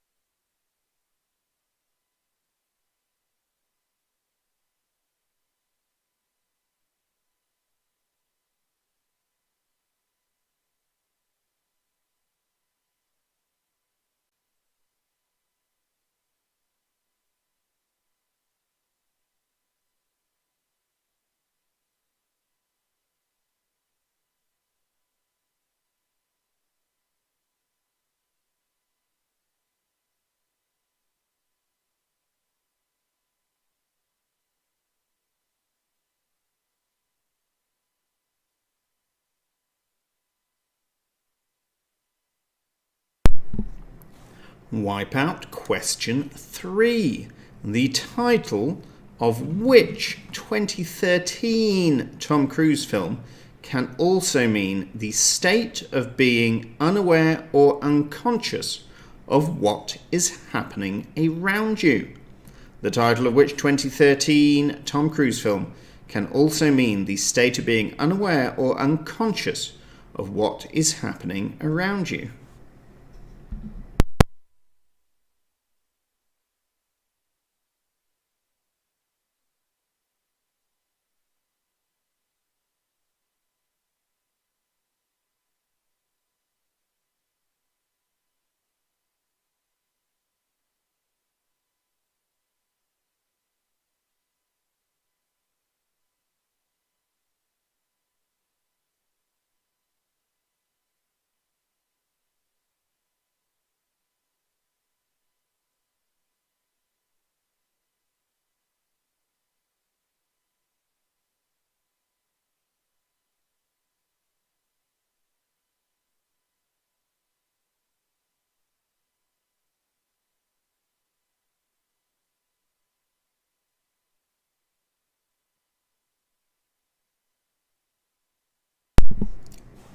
Wipeout question 4. Which Danish eatery was named the best restaurant in the world by Restaurant Magazine 4 times between 2010 and 2014? Which Danish eatery was named best restaurant in the world by Restaurant Magazine 4 times between 2010 and 2014?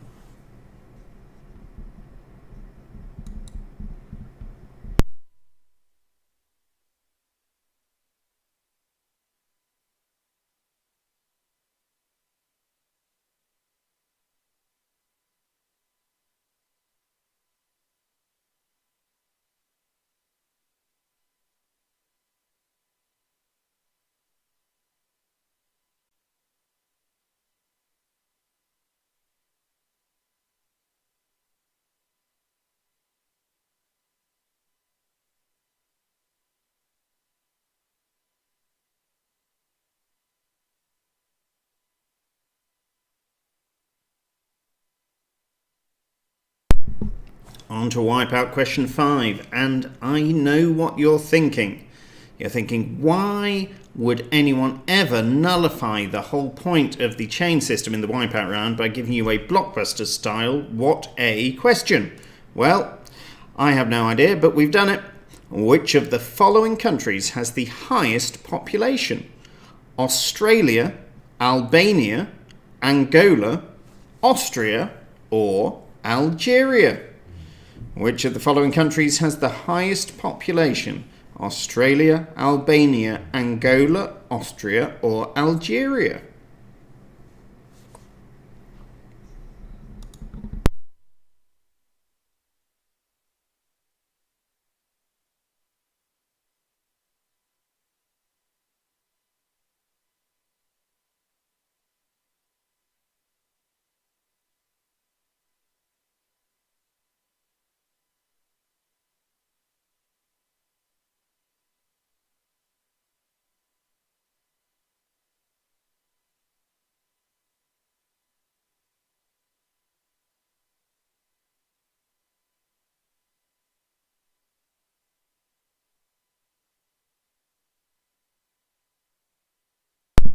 And it's over so quickly yet again. It's the last question of today's quiz. The Chinese proverb, "It is better to light a candle than to curse the darkness," is used as a motto by which organisation? It's probably not the fire brigade. It is better to light a candle than to curse the darkness is used as a motto by which organisation? If you'd like anything repeated, now is the time to ask. Otherwise, I will give you a 3-minute countdown, after which please do get your wipeout answers submitted. We'll have a little tinkle on the ivories from Baz, and once the answers are in, we will go to the round 2 marking.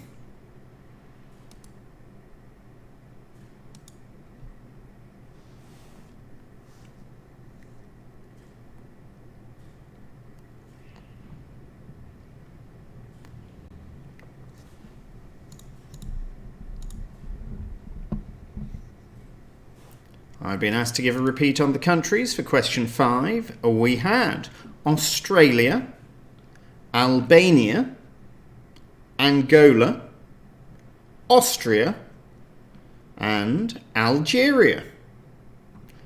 Australia, Albania, Angola, Austria, Algeria. Which of those has the highest population?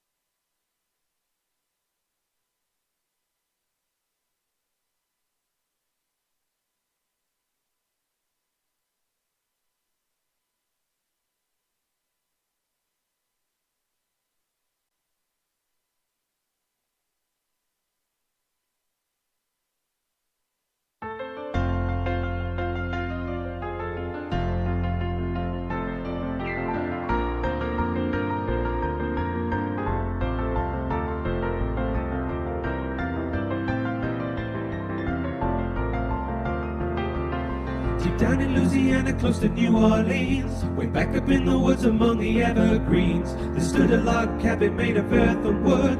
We lived a country boy named Johnny B. Good, who never ever learned to read or write so well, but he could play a guitar just like a ring in a bell. Go, go, go, Johnny, go, go, go, Johnny, go, go, go, Johnny, go, go, go, Johnny, go, go.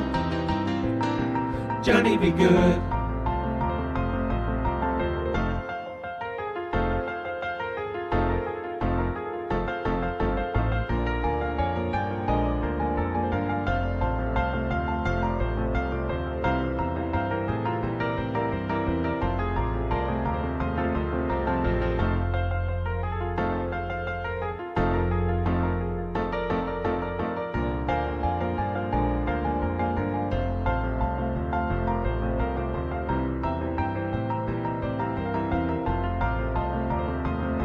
Go, go. Go, Johnny, go, go. Go, Johnny, go, go. Go, Johnny, go, go. Go, Johnny, go, go. Johnny, be good. Go, go. Go, Johnny, go, go.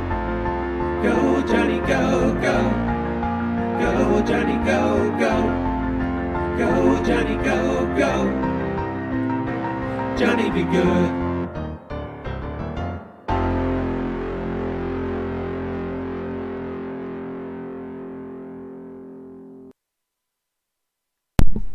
Alrighty, we have the answers in. Oh, and I have forgotten to activate them rather foolishly, so I should do that immediately. And hopefully that will come through in just a moment, which means that we are able to start on the round 2 answers. So,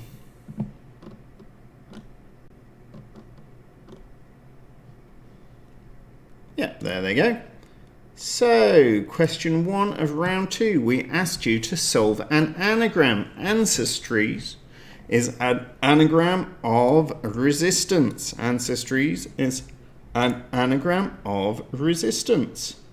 Looks like you all worked that out. What tea is a Japanese dish of seafood or vegetables in batter and deep fried? And that is tempura.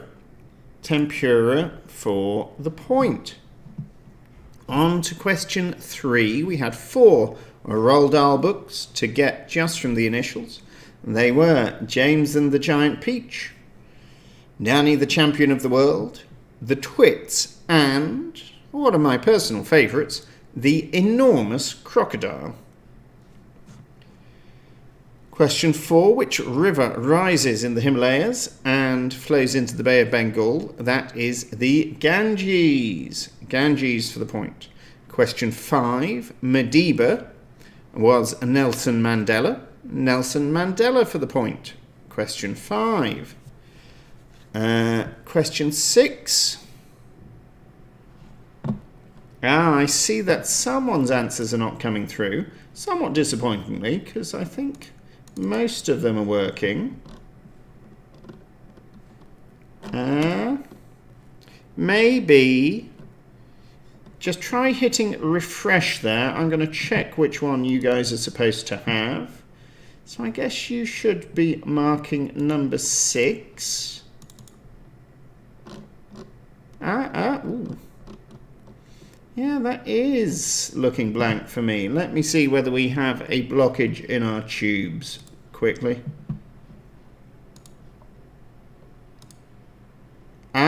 My apologies. That one was through a little late.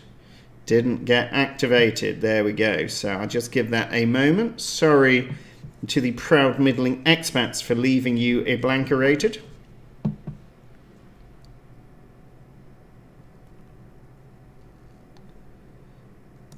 And I will just do a quick reminder of those answers. There we go. So we had question 1, resistance. Question 2, tempura. Question 3, James and the Giant Peach. Danny the Champion of the World. The Twits. The Enormous Crocodile. I think Team 6 has got all of these, so we'll move through fairly quickly. Ganges for question 4, Nelson Mandela for question 5. We were then getting to question 6, where we had 6 people to name. We had the next Al Gore of the United States of America. It is Mr. Joe Biden. The eyebrows that launched 1,000 eyebrow tweezers, Helena Bonham Carter. The colour of something, it's Nicolas Cage. Amy Adams Jr. is Emma Stone. Then Eric Clapton. Wasn't Des Lynam. I really wanted it to be Des Lynam. And finally, that was a young Charlize Theron.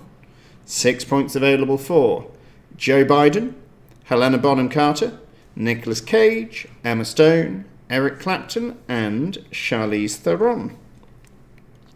Question 7. The DAX is the main stock market index of Germany.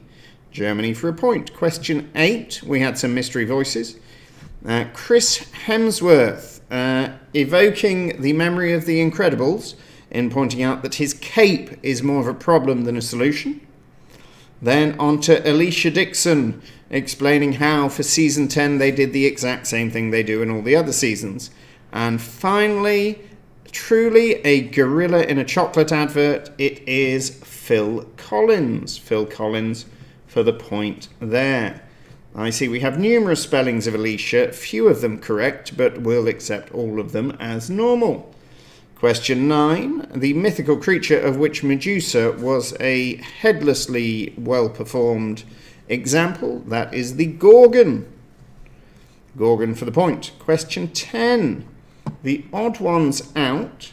I can't rightly remember what the categories were, but the odd ones out were Peter Capaldi, Pecan Pie, Michael Dukakis, the man who played to George Bush Sr. what Joe Biden plays to Donald Trump, but without the Civil War. And finally, Reunion Island is in the Indian Ocean. So 4 points for Peter Capaldi, Pecan Pie, Michael Dukakis, and Reunion. Question 11. Alexander the Great was born in the city of Pella. That is in the modern-day country of Greece. Sadly, all of you North Macedonia fans, that particular bit of Macedonia is in Greece, in, I believe, the province Macedonia. This being one of the many reasons why the Greeks get so finicky about the Macedonians calling Macedonia Macedonia, or Macedonia, if you would.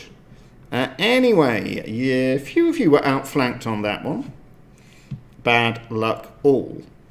Question 12, we had some missing words from backronyms.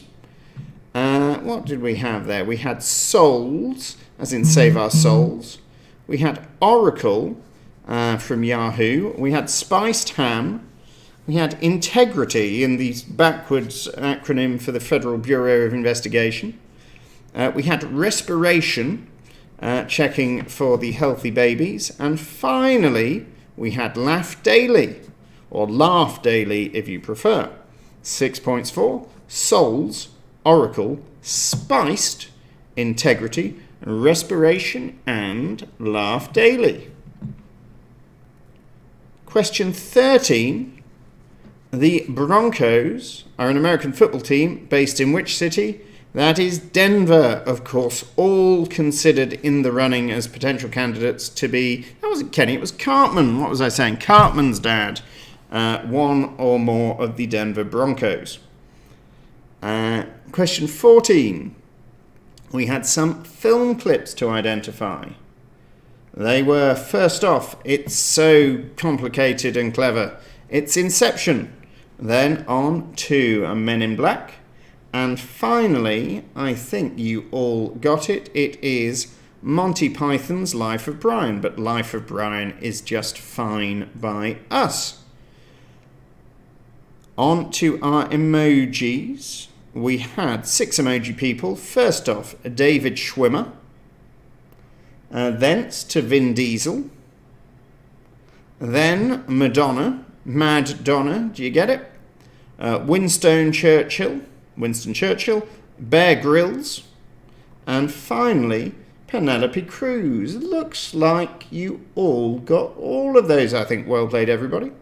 The only triple landlocked state in the United States is Nebraska, for the point. And then our letterless French towns or communes, cities or communes, were Toulouse, Le Mans, Orléans, and Saint-Étienne. Toulouse, Le Mans, Orléans, and Saint-Étienne. The clothing shop for a politically unstable country with a economy dependent on a single resource, it is the Banana Republic. Banana Republic for the point. 6 pieces of lab equipment for question 19. We had the Bunsen burner, the pipette, Hang on a second, I'm doing them in an odd order. Anyway, the pipette, the petri dish, the crucible, the spatula, and the burette. Genuinely impressed that you all got burette. I had forgotten that one. Bunsen burner, petri dish, crucible, pipette, spatula, and burette. Finally, our Pink Floyd album and or call to a vote in the Commons, Parliament generally is the division bell. The division bell is rung. Ding, ding, ding, ding, ding, ding, as it were. On to the Wipeout. This is going to could sort out our winners for the day anyway. Wipeout question 1. Tom Parker, Elvis Presley's manager, was known as the Colonel. Apparently he was going around. I do not know how much fried chicken he was offering, but the Colonel he was. From the Latin for desire or lust, it's not your mojo, it's your libido. Libido for the point. Tom Cruise film, meaning the state of being unaware or unconscious, is oblivion.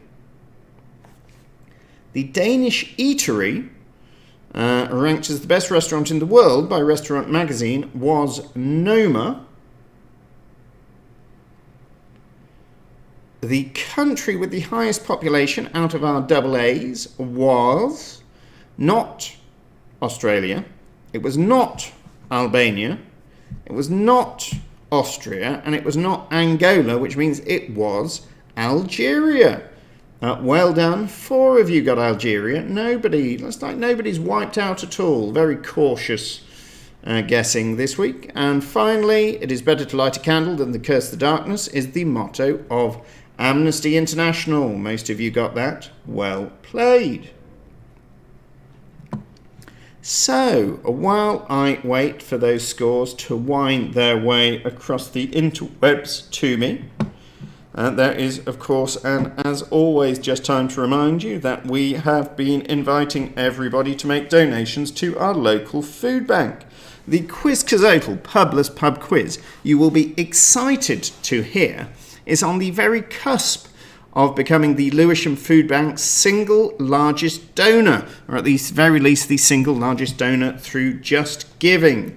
So if you are more concerned with pointless, meaningless competition than you are with the well-being of anyone, then use that as an excuse to make an extra donation this week. Otherwise, of course, if you would like to make a donation to a local cause or anything really that is worthy, especially given as we are a lockdown-enabled pub quiz to help people through the continuingly challenging times of the epidemic, then please do so. We are very, very grateful for all of your ongoing generosity.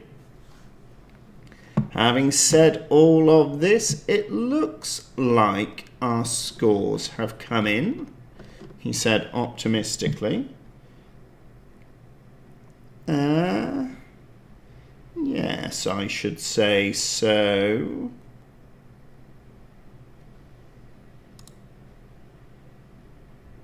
Or have they? No, Team 6 is still missing an Algeria point. There we go, right, that has come through. No, it hasn't.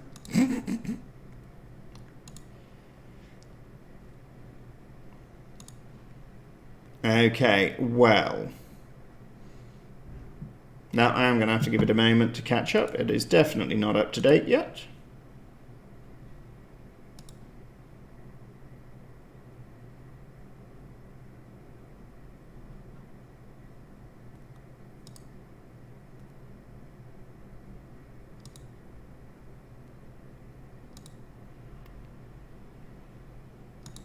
Alrighty, here we go. So, with a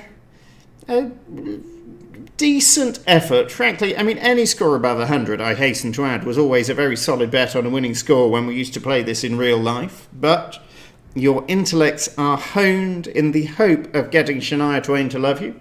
And 105, high though it is a 7th place score this week for the Midway Kings. Bad luck, Midway Kings. A very solid performance, really.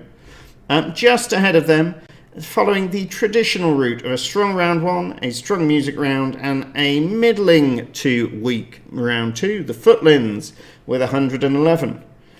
Just a smudge behind the proud to middling expats who suffered from all the Britishness in round 1, but played a little bit of catch-up to get to 111.5. Only 3 points divided our top 4 teams this week.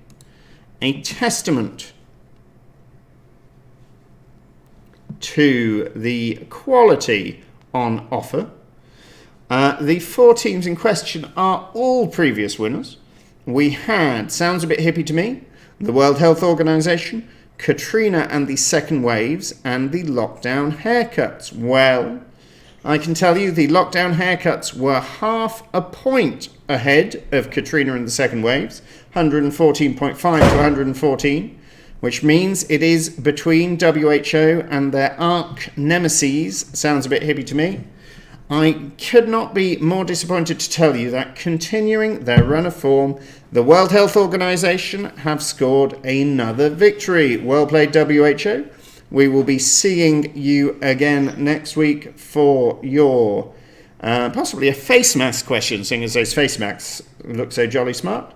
Bad luck sounds a bit hippie, but well played, everyone. If you feel you got gypped on the scoring, do let me know and I can have a quick check. Otherwise, stay alert.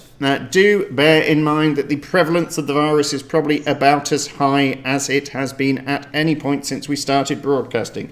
So try not to let anyone breathe on you until we see you. Same bat time, same bat channel on the 20th of October.